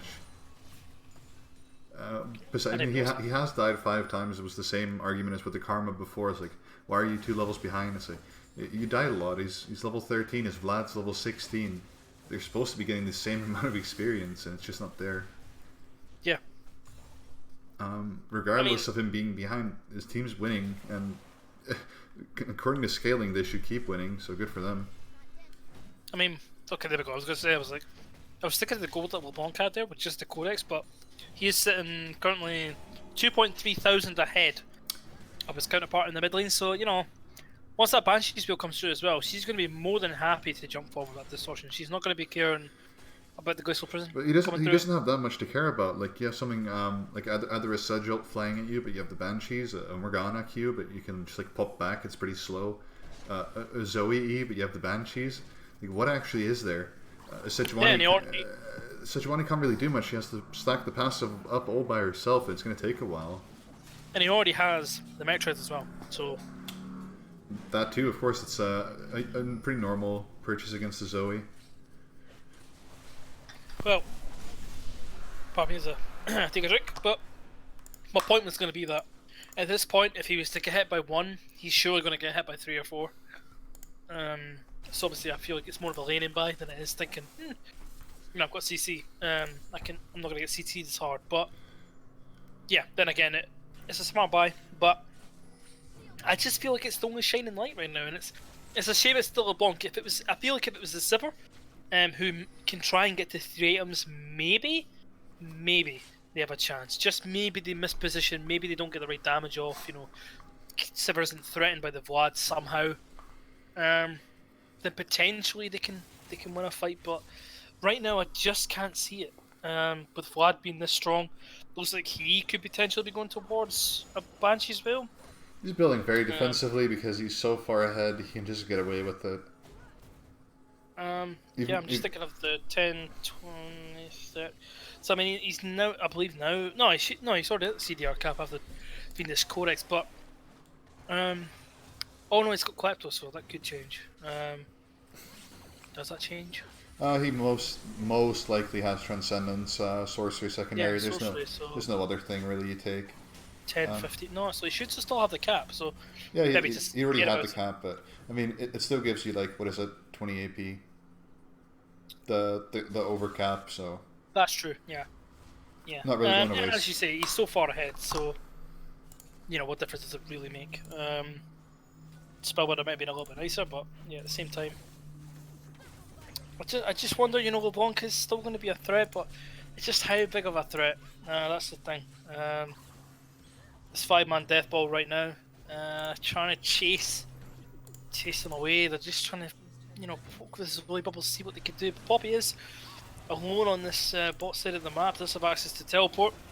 Sejuani will be coming over. I presume this TP is going to be coming in pretty soon. Should be looking for that TP any second now. LeBlanc is going to be taking them solo. I believe that Vladimir actually might kill him off. Yes, it's going to do the trick. There's the Vladimir kill. There's 2 kills already. Jungler down as well. I mean, Zoe is going to be trying to peel off this Poppy. There's not much she can do on her own. Caitlyn's going to try and get her down. I mean, Morgana is low, but if it's only your support and your bot lane's running away, running for the hills, you're going to be pretty happy. And that looks like it's going to be a Baron pickup for the side of Vanguard. 9-19 will be, I presume, a 7k gold lead. Do you see a way back for Need a Name right now? I mean, once this Baron's picked up, it's looking pretty damn grim. It's looking pretty sad.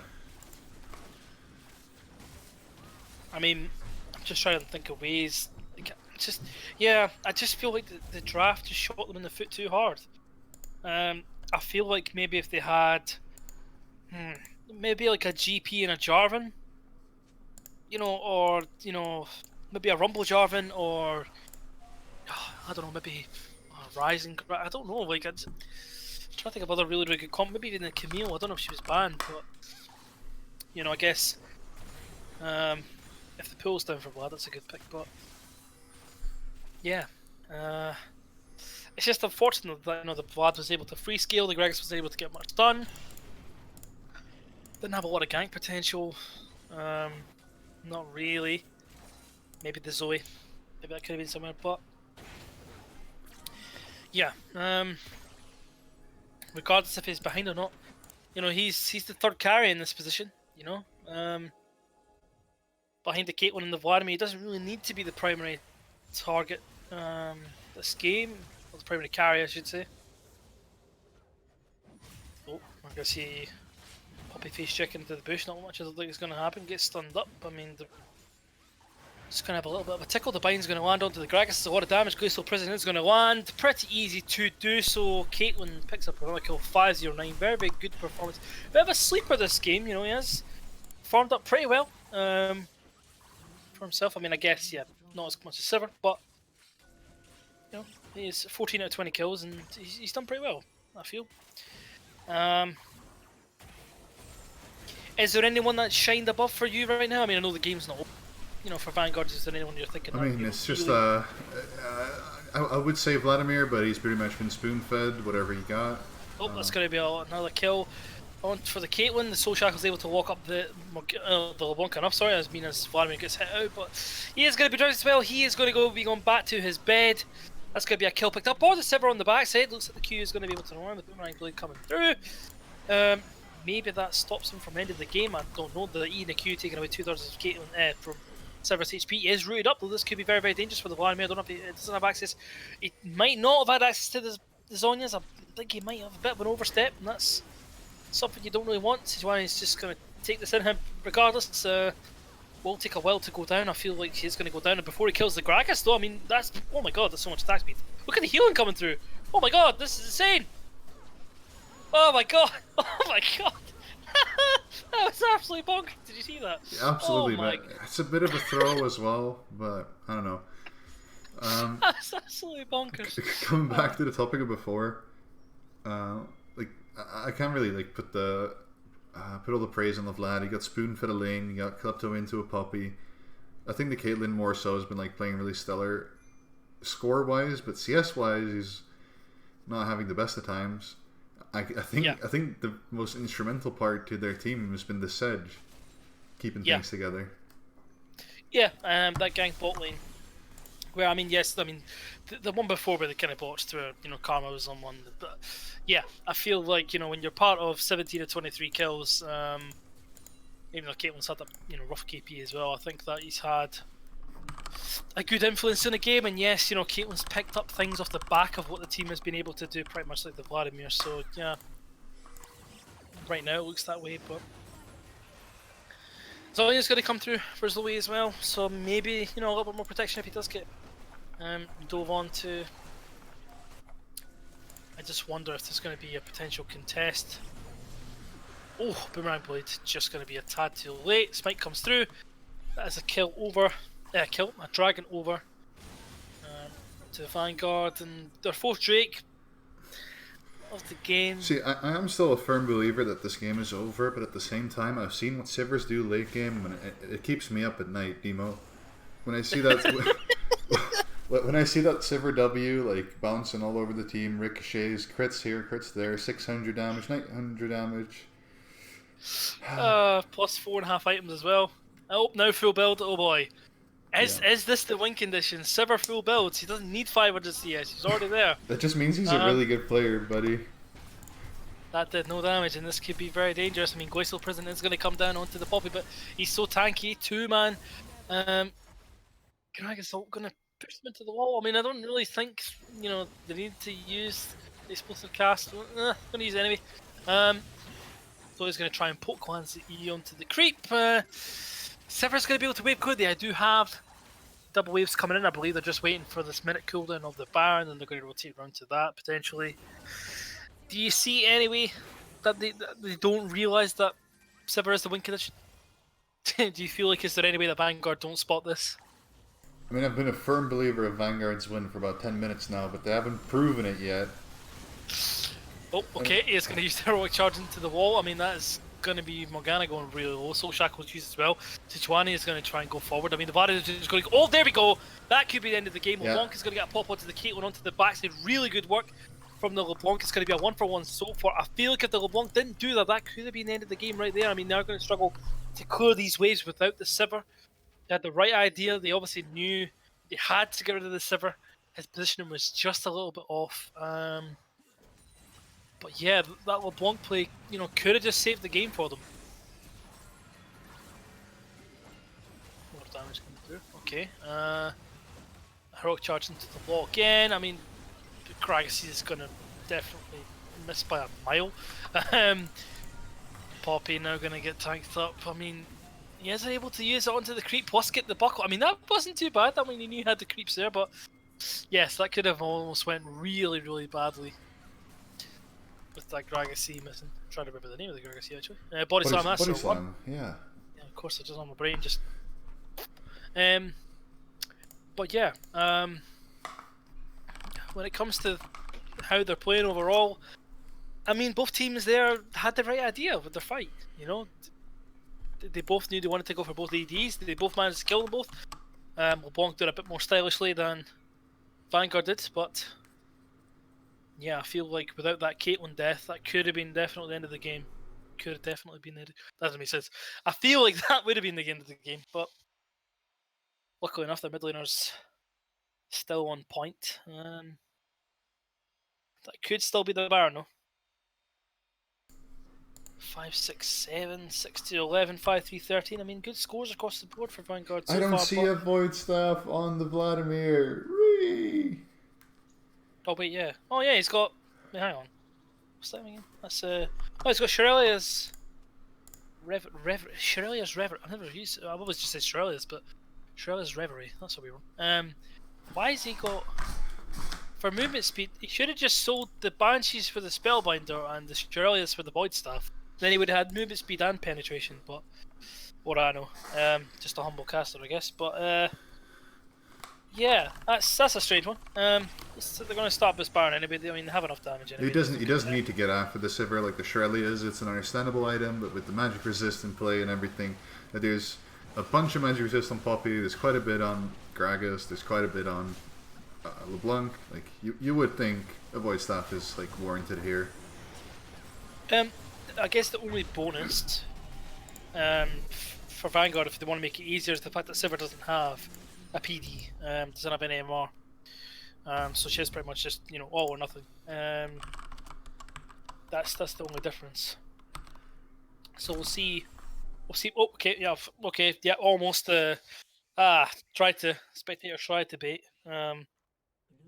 using that fake flash, and Sejuani quite doesn't know what to buy. I mean, he is going to go for the stopwatch now. He just didn't have an Eggtron cloak before, but that important ability.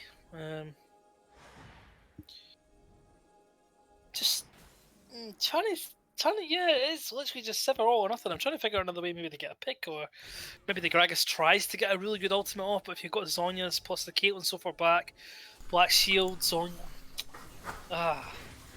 so difficult at this point, really. Front to back, at this point, with this many items, I feel like front to back might be in the favour of Need a Name, actually, with the Sivir just ricocheting all Okay, over we're the going to see the place. Smithy out coming through from the Sejuani. He is getting cut down. Look at that. The beefcake is not so beefy anymore. Poppy's going to use his own charge. Need to watch out for this Vladimir into the back lane, though. It's going to pull nothing. Karma is going to go down. Potentially, I mean, that's another kill going to go over. Sivir is still alive right now, throwing at the boomerang place. I don't know if it's going to be enough. LeBlanc able to pick up a kill on the backside. There's no ultimate available for any of these carries so far. There's a lot of damage from the Vladimir. He's able to pick up another kill potentially onto the LeBlanc. Going to start back, but sadly, that's not the right one, buddy. Yeah, he's able to pick up another kill. That's 3 dead, 2 running away. It was almost there, almost a close fight. But yeah, I just feel like even if you do manage to kill this Caitlyn, there's still the Vladimir, who's still just too strong.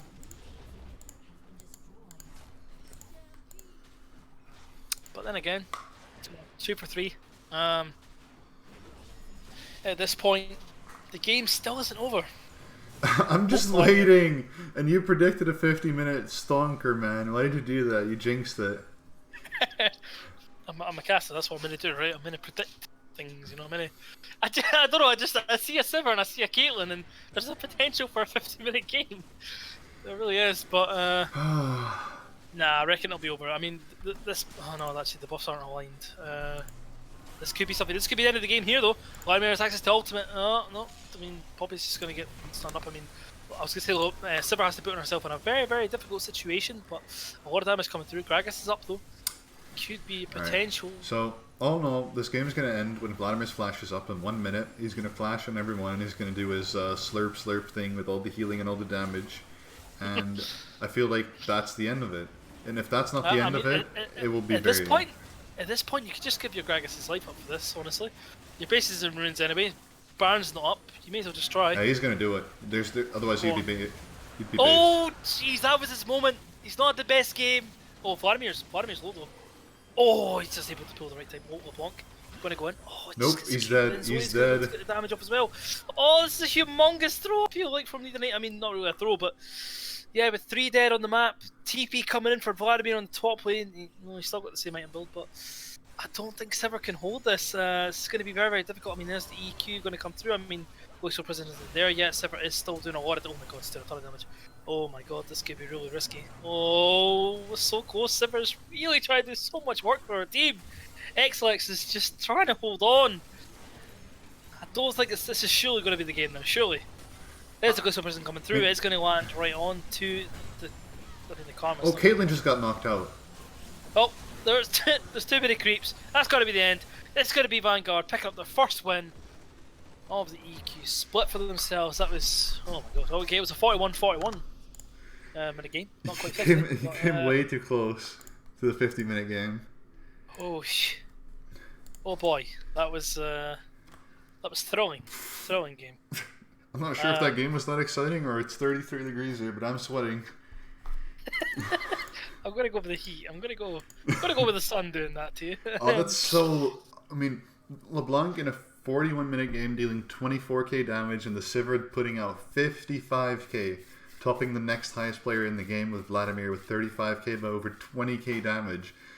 If I've ever seen 1v9, this might just be it. Yeah. If I've ever seen ADC diff, this might just be it. If I've ever seen team diff, this is definitely it. I mean, is Xlex the new Noah? We'll see. Not to be fair, there was wins put on the back of that, so maybe not. But yeah, he really did try. He did try his best, but sadly not enough. Yeah, it just shows you that, you know, comps really do make a big difference. You know, you can just take a press R comp, you'll have a good chance of winning. Just do it. Just stop with this. Stop trying to over elaborate things. Just pick Jarvan and pick Braum and pick Rumble and stuff, and just press R. You'll win. Just it's unfortunate. Almost there. Yeah, I mean, my MVP still gonna be Sejuani. Absolutely, Sejuani all the way. I mean, the Wits End buy is what it is, but at the same time, I think you just had he was the saving grace for his team. No one was really CSing all that well. The lanes were a bit behind. They had so many lanes, but they didn't really win as hard as you might think they win. Like Cape Morgana behind 100 CS at 25 minutes. I'm like, what? I mean, the thing with that, like, I just wonder. I just really wonder how that game would have went with a different AD carry. Like, you know, like if that game did not have the Sivir, how quickly would that game have been over? I don't really want to know, to be honest. Actually, that'd have been really scary. Well, that's a good hypothesis for some food for thought. But I think we're going to be getting into the break now. We're going to be getting the next game underway, which is Royal Reapers against CBA. We'll be right back with you after the break.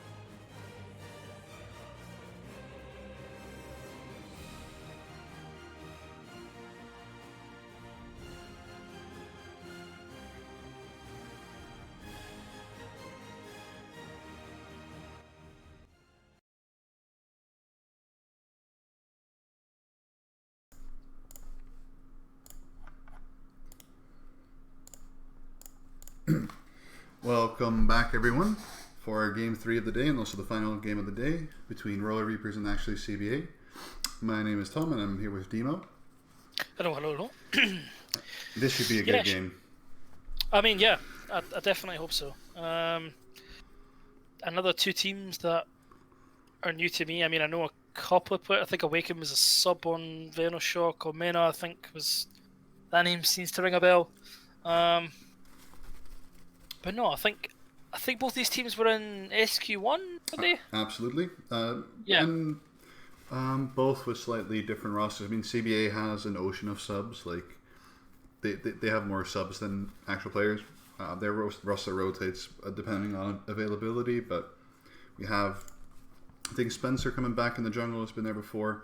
Poulsen, of course. Vanguard, the owner of the team. Can't Stop Duck, seen him before. And the two notable names on Roll Reapers that are at the ground of their successes, of course, Awaken and Omena still there with the different roster around them from SQ1 last split. And, it's going to be the first time seeing both of these teams on stream. And some quite, I'd say, expected bans. I mean, the Yumi ban is just what's going to happen. Sedge is very high priority. Vlad, of course, loved by Poulsen. Corky from Omena. Aatrox flex pick. Lux support. And the Karma coming in first, I think it's a high priority pick. 3 games in a row. Yeah, I guess it's just something that both teams are really comfortable playing. I guess it's not a bad pick, really. Nami could be the potential counter pick. Obviously, it has the healing. And the Rise, our first Rise is going to come through. Obviously, with the changes to his E, where he now can hit primary targets, he doesn't have to double E to get the flux on a wave. Definitely helps his wave even with the mana costing him more. That could be the potential change. I would love to see nothing more than a move, but it looks like it's going to be the Silver Karma again with the Rex of the early game jungler. Do you expect him to respond with the jungle here? Or an AD carry? AD carry. Vayne. Against Silver, it has to be Vayne. Yeah. And there we go, Vanguard playing Vayne. That's a surprise. But we'll see, execution's been the way of the game the past two. And if Silver is able to push in without kill threat, then, we could see the same. I mean, I know both teams quite well now. Definitely a signature Rek'Sai for the side of Royal Reapers here. The Karma being a flex pick could go top, mid, support. My guess is it's going in the top lane. And the Rise is most likely for Poulsen. I've never seen Reprobate play, but I know Poulsen is adept with the Rise. Okay. Well, I guess we'll see what comes through. I mean, just fake on him, by the way. I mean, I don't know if that... Signature Omena pick. Absolutely. He likes to play at AP, not the AD Klepto stuff, but he's very proficient at playing the champion, roaming around the map, keeping his lane relatively okay while visiting others. Yeah. I think Jarvan ban really important because with the Sivir, he's just going to dunk on you, you're going to sit there and you're going to die. And same sort of goes for the Hecarim, he's also just going to sit on you. Not the same magnitude as the Cataclysm, of course. But I wonder if this is going to be a bit spicy. If this comes through, we'll see some early game action rather than not see Jarvan needle the band away. We're going to see. Okay, so we're going to see Lee Sin versus Rex. We're going to get a different look on our final game of the day, and I'm pretty excited to see some characters. No Sejuani, no Skarner, no Gragas. Like, come on, bring on the good stuff, and this is the good stuff. Yep, exactly.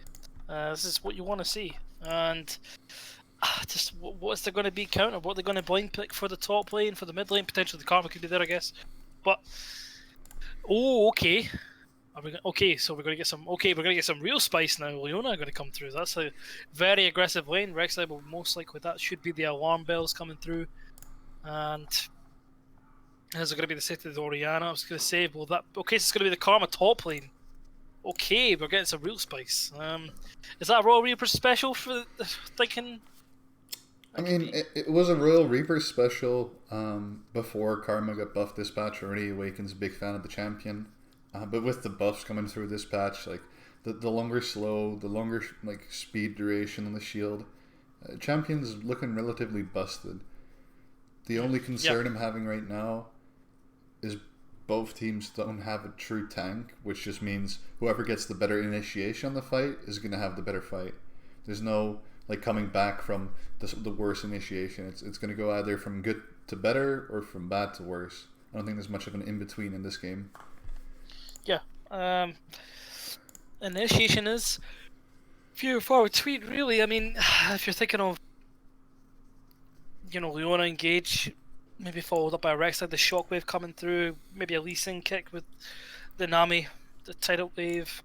It's it's going to be interesting to see who uses what, who is able to get early game leads. I mean, top laner's not really going to be able to do too much. But if the GP waits for the root of Karma, just eats that orange, gets out of there, Karma speed up, Lee Sin might have trouble. I mean, it's a bit of a bully lane. Like Karma can get a lot out of this, but at the same time, if she oversteps at the wrong time with the Lee Sin present, or maybe like a roaming arm, or if anyone beside just the Gangplank is there and he oversteps, it's going to be like it can end badly. There's quite long cooldowns earlier in the game until he gets like the Ludens and everything down that he wants to get, or whichever build he's going to pull out here. Maybe even the Iceborne Gauntlet against the Gangplank. But until that cooldown reduction comes in, you can fight 1v1, you can't fight 1v2.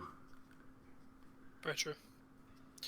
Yeah, and it'll be all down to that beautiful word execution. And I don't know, I guess these teams are quite closely matched. And, I would say they've done themselves no favours with the amount of engage that they're lacking. It's really situational.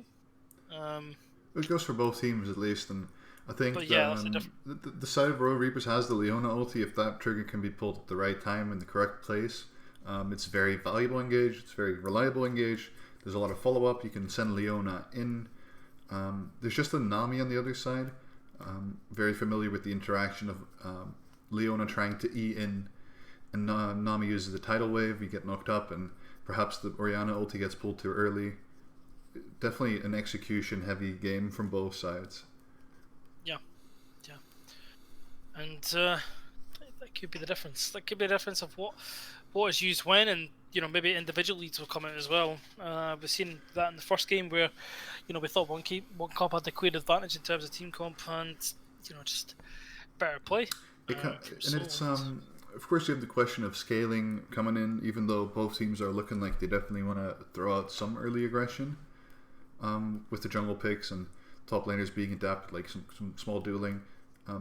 When it comes down to scaling, I think that they're more equally matched than any of the games previously streamed. I mean, Karma used to fall off really hard, but with the newer item builds with more utility focused items, she can get by having stuff like Abyssal Mask and Ardent and all that kind of stuff, but also a lot of AP. You have a Leona, which is always going to be reliable. Like, you don't need econ for that. You don't need any gold to make that ulti stun longer, or the root stay longer, or the Q stun longer. But at the same time, there's going to be a Vayne with like 5 items at some point. Critting away at you. There's Rise that just puts out ridiculous damage. Nami keeping people alive, speeding them up, and there's just a big late game damage difference between top laners. This Gangplank is either going to go lethality or crit, and it's going to be nasty. Yeah, you're just maybe thinking that the Wombo is in the favour of Royal Reapers. If they are able to get the Leona and the Orianna, if they are able to catch someone out late game, it's much easier for them to do so. But absolutely, we'll have to see. We'll have to see what the game state will be. At least we're now getting into game. It comes down to their split push potential for CBA, whether it be 1-3-1, 4-1. However many mathematical equations you want to put into it, there's split push potential with the Rise, with the Gangplank, and even a Vayne, where no one can really handle this Vayne.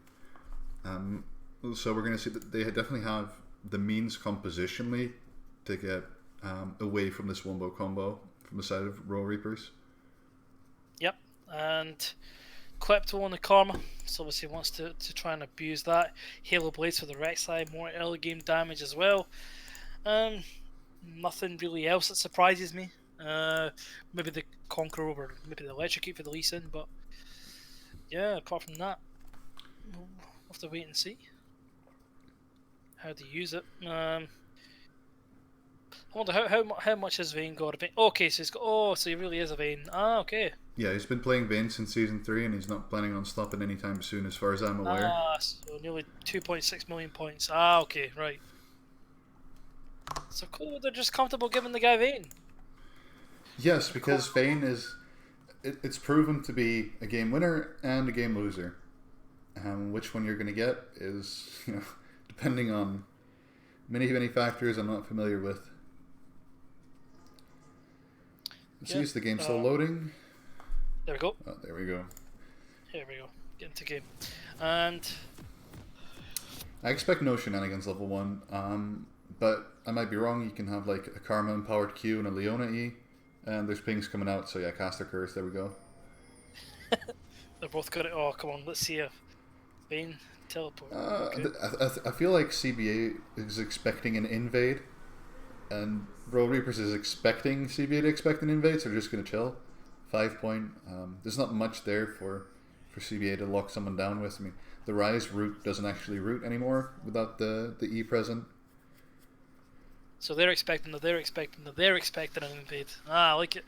Yeah, I mean, if you can't really follow that, then that's unfortunate. But yeah, they're kind of mind gaming each other in a way. But yeah, like with a Karma empowered Q and with Rek'Sai with Halo Blades and Sifr like Ricochet and Leona E, you can definitely get someone like out of their game. Yeah, it's a lot of damage, a bit of ward coverage coming down. They know that's going to be there. Maybe they can use it to their advantage. So there's no ward being placed on the bot side of the map, so it's purely the. There will be now. Yeah, they'll feel like they'll have to get something. It's a nice change of pace in a way from the last games we played, where people just went to lane and started either farming or missing minions. Where this time there's more thought into going into like what's the path going to be? Do I know where it needs to be? Can I play aggro? Yeah. That Leona award was interesting, but yeah.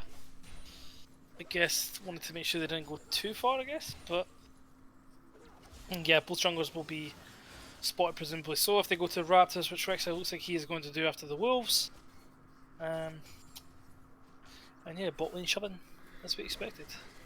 Yeah, absolutely. I mean, the side of Sivir Leona definitely doesn't have all the best means to like level 1 do anything against this Nami. However, after, unless Vanguard can start putting that like back some really nasty damage, there's a lot more tools for like Nami to harass this Leona continuously. However, if someone gets locked down, like if Leona gets onto the Nami clean cut and all the Sivir damage comes in, someone's going to die, but it's not an easy lane for Leona by any means. No, and I was going to say them getting level 2 first. Was really big instead of Vayne Nami. It's it's a ranged support against a melee support. This should pretty much always happen. Interesting seeing the Klepto coming out from Karma as opposed to the likes of a Comet or maybe even Grasp. I've seen some Grasp too in the heavy melee trading matchups. Yeah, Rek'Sai going to be level 3 on the bot side. I wonder if there's going to be like a flash knock-up maybe. And okay, so there's going to be an engage onto the Vayne so far. Is it going to land the Q? It's going to be the flash for Ignite traded, which is obviously very, very good. The Rek'Sai can revisit that lane. It's going to be very, very scary no matter what time now with that flash being down. Could be a potential 3v3 though. Lee Sin's down on the bot side as well. One more camp for the Lee Sin.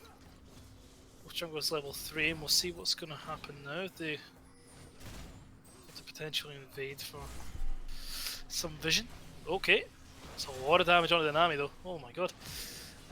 Could I see the flash E? Oh, flash from Orianna as well. Flash from Sivir. That's going to be 1 kill. Looks like it could have potentially been 2 kills, but no more flashes available.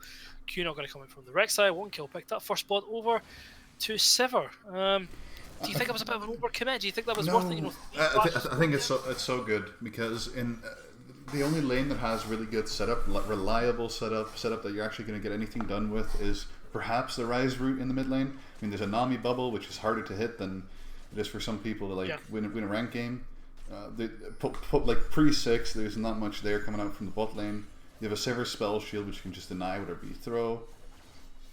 Even the Rek'Sai kept his flash, so he can like revisit wherever he wants to and like commit a flash for another kill. Very, very worth, because there's no one really there to punish him for not having flash. Besides maybe the Swain here. This is looking a bit... Oh, is TP going to be coming in? I wonder who that's going to be. The Karma coming through. He's going to flash condemned away though. Is he able to get the Q or the root off now, fighting within a minion wave? Not able to get much done there. I mean, seems like a wasted flash, but yeah, you can see what the intent was, trying to be proactive with the bubble not going to land. They're going to shove this in and get the reset off. And yeah, they're not going to get punished even though they're that low. At least in on the top side. The gold difference between the 80 carries is going to be like 200 gold. There's a slight farm advantage for the Vayne, but there's first blood gold, of course, on the Sivir. Going to be interesting to see which build path he does decide to go down. The pickaxe not really telling you much. Can go into either the Essence Reef or the Infinity Edge, but I expect both to be built. Just the order going to be important, I suppose. And of course, like the Orianna leaving the mid lane to get that kill there, just down a bit of CS, but it does have a wave shoving into him. And even though the wave can just TP down to the bot lane and the Karma, he's even CS. Not exactly sure how that's working out, but good on him. Yeah. And we just see again the Karma with that Sheen, just pretty comfortable in the lane, sitting on 2 stacks.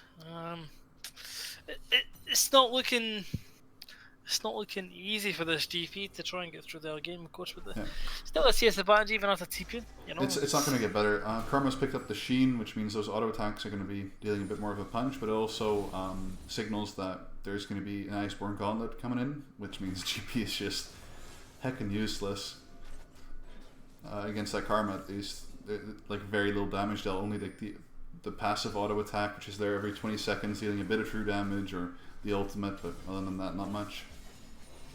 Okay, wanted that Q, you can see he was shaping for it.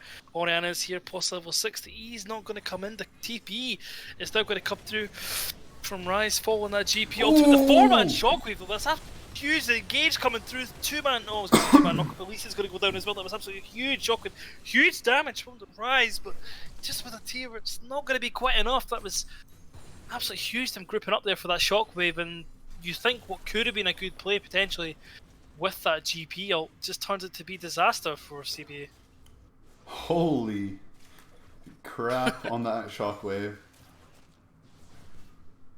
Seems to be a Mena special right now. Not the most he's not really known for his Orianna play at all, but definitely getting a good pull on the shockwave there, turning what could have been a chase down for CBA into the chase back into their base. Now almost 3k gold, and I guess lag on the shockwave.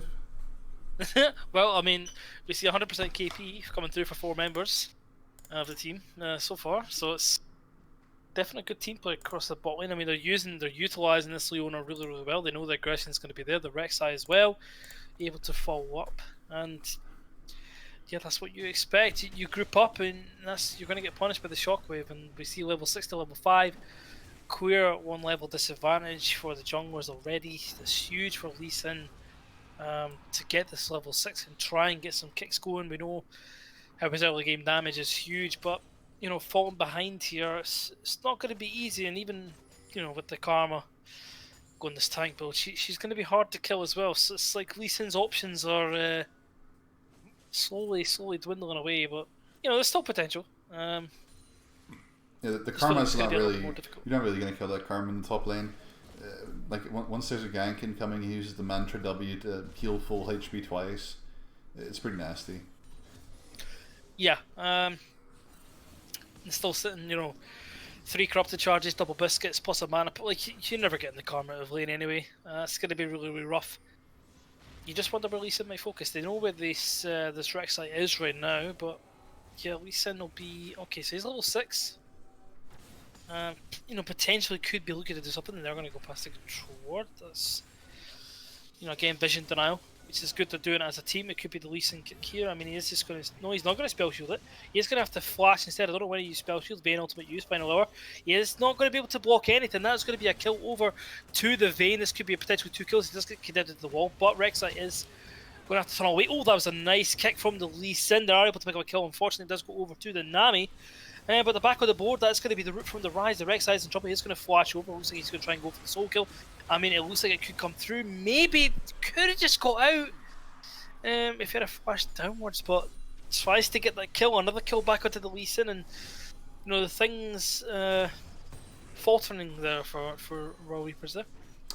I think like knowing these teams both pretty well, it's going to be the overextensions, the little bit too much of a confidence or just overreaching slightly that's gonna like either make him or break him. Yeah. Like the ideas are always there, the plans are always there. It's just like going a bit too early or thinking you can take that one extra wave, which really ends things in a bad way. Yeah, and we just see the Karma was coming through. The double mana pot if he chooses to use or sell, we'll see. Probably just going to go back for his gauntlet now. I think they just need to not be dissuaded by that play. Of course, a few kills went over, but yeah, at least it wasn't 3 kills onto the Vayne, right? It was unlucky on the spell shield if Civ, like for some reason it was used before. If it was used on the Lee Sin Q, which I know he's very much capable of like reacting to a Lee Sin Q with the Sivir spell shield. If that was just blocked, the entire play doesn't happen. No 3 kills, no nothing, no happy, no sad. But that's just one Sivir spell shield not being present that kind of ruins their day. Yeah, I'm just gonna have a little thing. I'm gonna rewatch back. I'm gonna have a look. I'm gonna see. No, his spell shield was up. Really? Why did he use it so late? He didn't use it. He died. Yeah, well, he did use it when he was. Oh like, no, he almost did. into He his used tower. it on the ult. I don't know. Was he expecting a Lee Sin kick or something? Or I have no idea, but very unfortunate. Maybe thinking that he could bait them in. Not everyone on the same page. yeah, just didn't use it on the Q. That Q without that, there probably isn't a kill there. No way. Slow coming through, but yeah, sadly he doesn't react to it and he goes down. But yeah, we'll see how they bounce back. Of course, I doubt both teams would be dissuaded from doing anything proactive, especially not with their team comps and how aggressive the junglers will look to be. Both late game are to fall off. Yeah, I mean, I'm just thinking of CS as well. It's not the best, but there has been a lot of action, so understandable that it is less than normal. Rek'Sai going to be spotted out here on the top side of the map. Is going to look to try and 1v1. Here comes the Rise as well. A lot of damage over. I mean, they are able to get 3v2. Here comes the Gangplank ultimate out, but flash from Karma, tunnel from Rek'Sai. They're going to get out of there. Yeah, flash trade on the Karma for the Rise. I think that's a really bad trade actually for the Rise. Oh, Shockwave going to come through onto the... Oh, God, I was going to say onto the Lee Sin rather than the Orianna, but I mean, that's going to be the flash kick. I wonder if he's going to get the Q off. There's the shield coming through. He is really tanky. Rek'Sai now here for the follow-up, still has access to the ultimate as well. It's going to use it. It's going to be able to pick up that kill. A trade over to the Rise. The bot lane 2v2 going to come through as well. I mean, Nami is going to go down to one more tower shot. That could be the kill. I mean, that's going to miss. I don't think Sivir is going to be able to pick up this kill. Leona seems to get it as well. I mean, oh, okay, there we go. She does actually pick up a kill on the backside of that. 1-for-1 trade in the bot lane, I believe. Both lady carries kills, yeah. 1-for-2, sorry, yeah. I guess I was right when I said both the teams would be looking to trade. I didn't even go to dissect the top side trade as well, but Rise picking up that kill compared to the Rek'Sai, much more favourable for the Rise. And yeah, well, I wonder if the 1-3-1 could potentially come through as well from CBA. If that could be something to look for as a potential win condition. But yeah, with the strength of this Karma. Yeah, the thing about the 1-3-1 is that you need to be stronger than your opponent, and it needs to be a sort of a scenario where the enemy can't really stop you. And I don't see this Gangplank pushing a single wave out against this Karma. She can literally just face tank him. It's like 150 armor on her. Yeah, it's always going to be quite difficult for the GP, I guess, in that regard. I mean, I guess if he does scale to 3-4 items, maybe. Not quite sure. Oh, then it becomes a big problem. But it's going to have to be crit and not lethality, because like the negating 30 armor in a total of 200 really doesn't do much. Yeah. Well, Triforce naturally coming through first. We'll see, obviously, what he wants to go for. Oof, that's a lot of damage onto the Rise. And again, yeah, we just see that poke coming through. I'm just going to have a look what is the gold advantage for right now. I mean, 800 gold. It's quite big right now. I mean, that's mainly due to the assist and, that CS as well, 20. But okay, we're going to see the flash shockwave into the root. That's what I mentioned before with top, like Karma wasting her flash and Rise wasting the flash is so much worse for this Rise, because Karma just runs away because she has 100 billion armor. Oh, okay, we're going to see the ult miss. We're going to see a 3v3 potential of the bot lane. Tidal Wave is going to be blocked by the Sivir. I mean, we're going to see... Oh, we don't even get to see the kick come through. He's just going to get taken down. GP ult getting tunneled down as well. Looks like it's going to be a 1-for-0 in that 3v3. Both teams reading each other, but yes, it just seems to be that one team, of course, in the lead over the other. Even with this Iceborne Gauntlet, is still able to put out so much damage. And yeah, we see the trade's going better and better for Royal Reapers at the moment.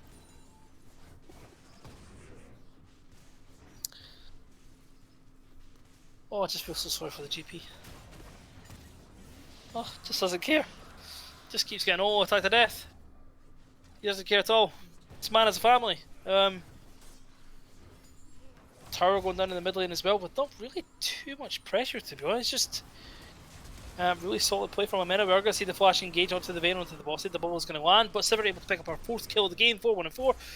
We have seen Sivers do really well regardless of win or loss. The champion is rather strong, and when you're ahead like this with an Orianna that's ahead, it's going to be very, very difficult for the CBA to pull it off. Not much engage. I feel like the Lee Sin pick went so wasted here for the side of CBA.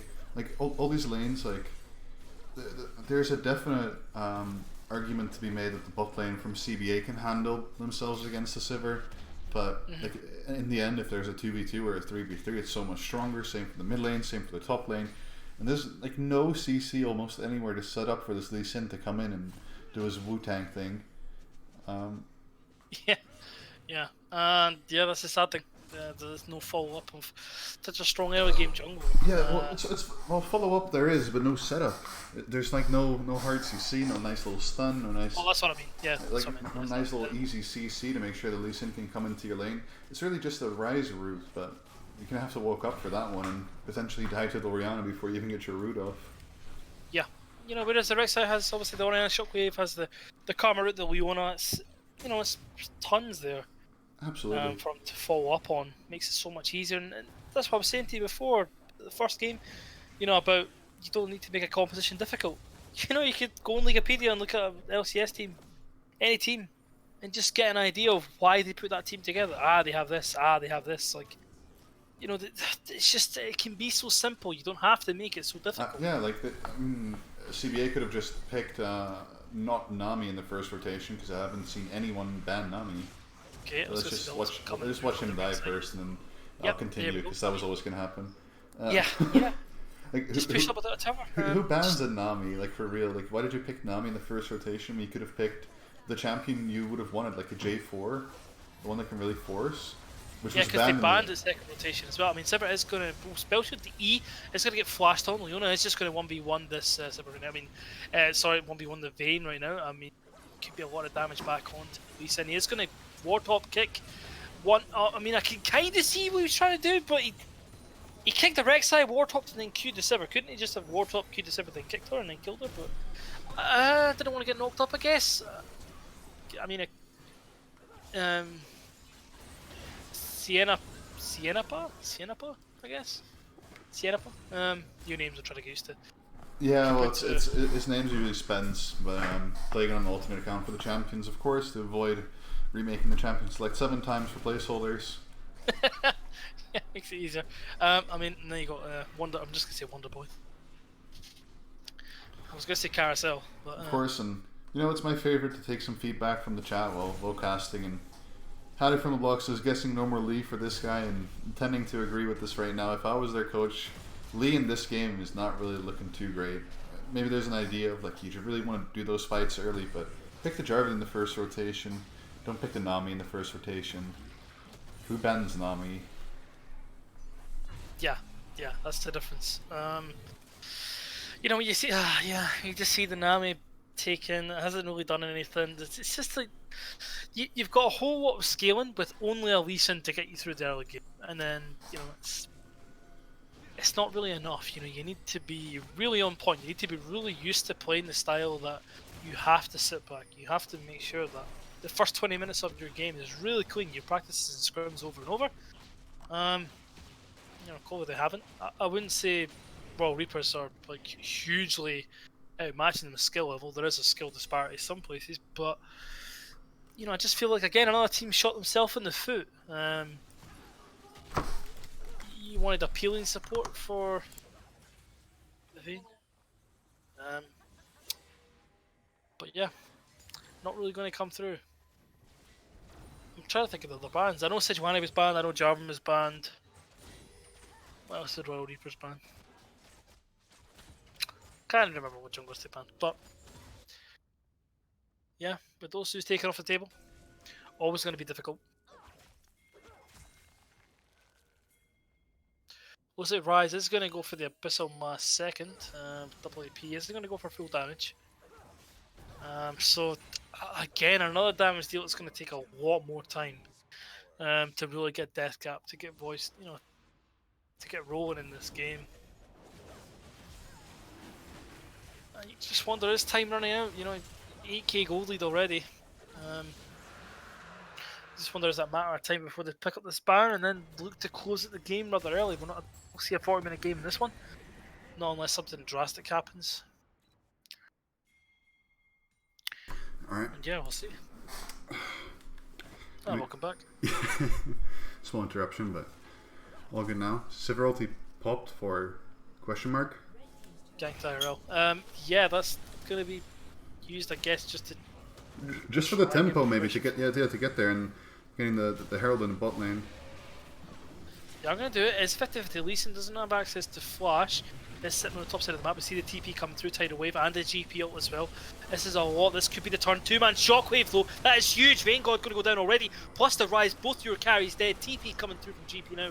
It's far too late. You don't have access to the tools you need. Potentially a Q steal. I mean, it's going to go down to 320, 319. Smite coming through from the Rex side. Wonderboy able to pick that up on the backside. Still going to chase. Doesn't have access to the ultimate. He's going to flash knock up this GP. It's a lot of damage coming through. He's going to use ultimate. Is there any follow up though that he needs? Nope, just a lot of poke. Oh, he is able to pick up the kill with the mana he has left. Ooh, I've seen a Nami die at this tower before. Oh god, oh god. Okay, this is a lot of damage coming through. Okay, this is really risky. Yeah, no mana. Yeah, it looks like... Seems like a bit of a waste to run after that. Like those members, you could have just ran up mid. They can't really wave clear against your Baron creeps, but even with a tiny bit of a delay there, they're marginally in the lead. It's 12k right now. 22 minutes. Baron picked up. The Baron power play coming in, as they call it, pro play. Yeah, Baron. Yeah, I mean, I didn't see where it started. I could go back, but you get the picture. It's a big Baron play.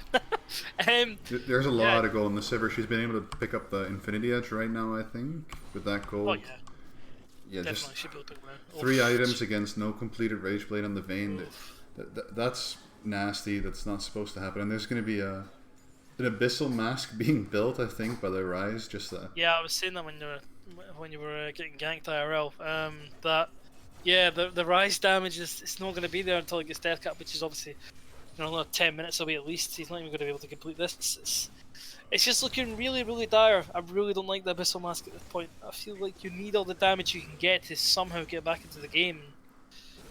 If you take a look here at the composition of Royal Reapers, you would never really think they're too great of a siege team necessarily, with a 500 range 80 carry and no real beefy front line.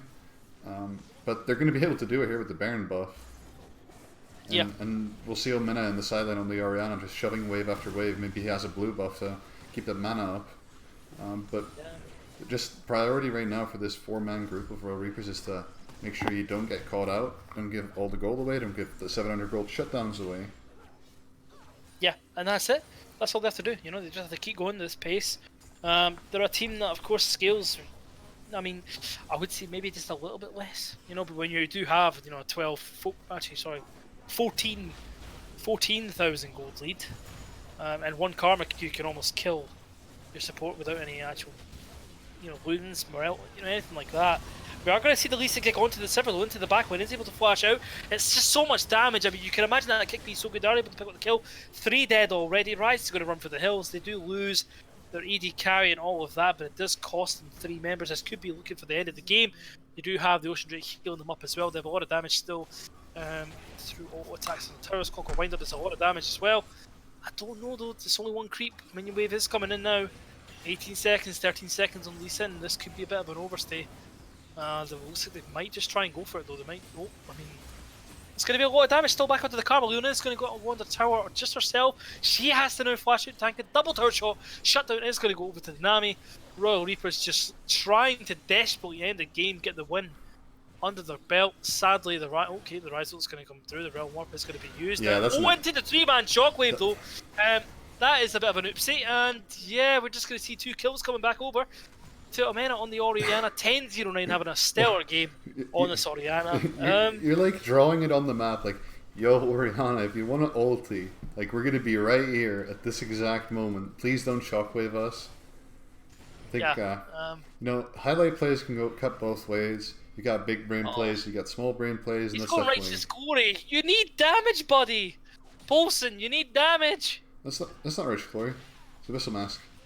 Oh, after this, he's going right to Glory now. You need damage, buddy. You need to try and, like, if there's any hope, which it really isn't, if there's any hope that they feel, like, you need to get damage down so Vayne can try and survive. You need to try and get people loaded. You're no use as a tank.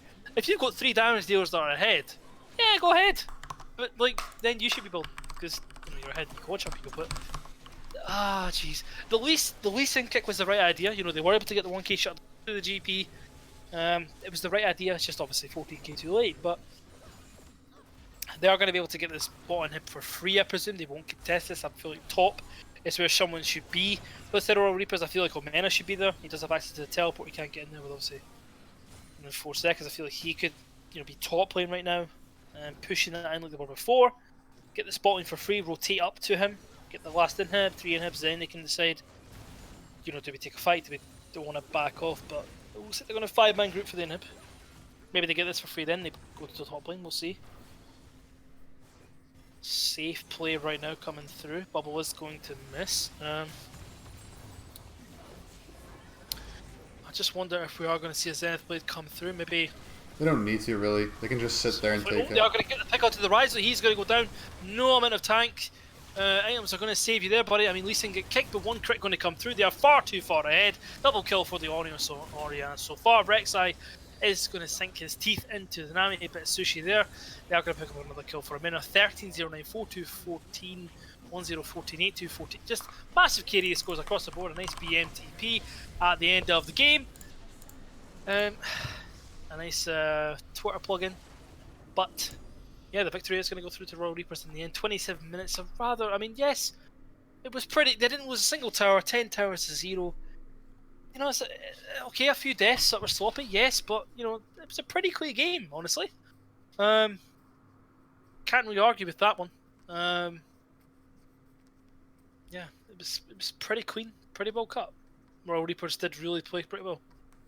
Absolutely. I mean, 13-0-9 on the Oriana. I mean, what more do you want? Yeah, and when you gift them shockwaves like that, when you can hit 3 people at once, yeah, you're going to get punished for it. And it's a nice try, but when you're in vision, they're just walking away like, oh wait, hang on. Alright, yeah, the mandatory peek at the damage dealt. What's going on? Am I being called to go? No, 80 carry difference.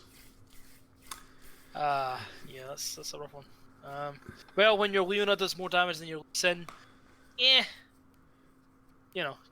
Sin, you gotta go back to the drawing board and try and think of something else. The game was definitely turned by a few key shockwaves. Bot lane around Baron as well, in their base. Just really decisive trigger pulling. Yeah, definitely going to have to give the props to Omena, the MVP. He's got my vote. I mean, I don't think he'll count towards. I think I don't know if we are actually doing like individual MVP votes, towards like maybe a small prize in the split.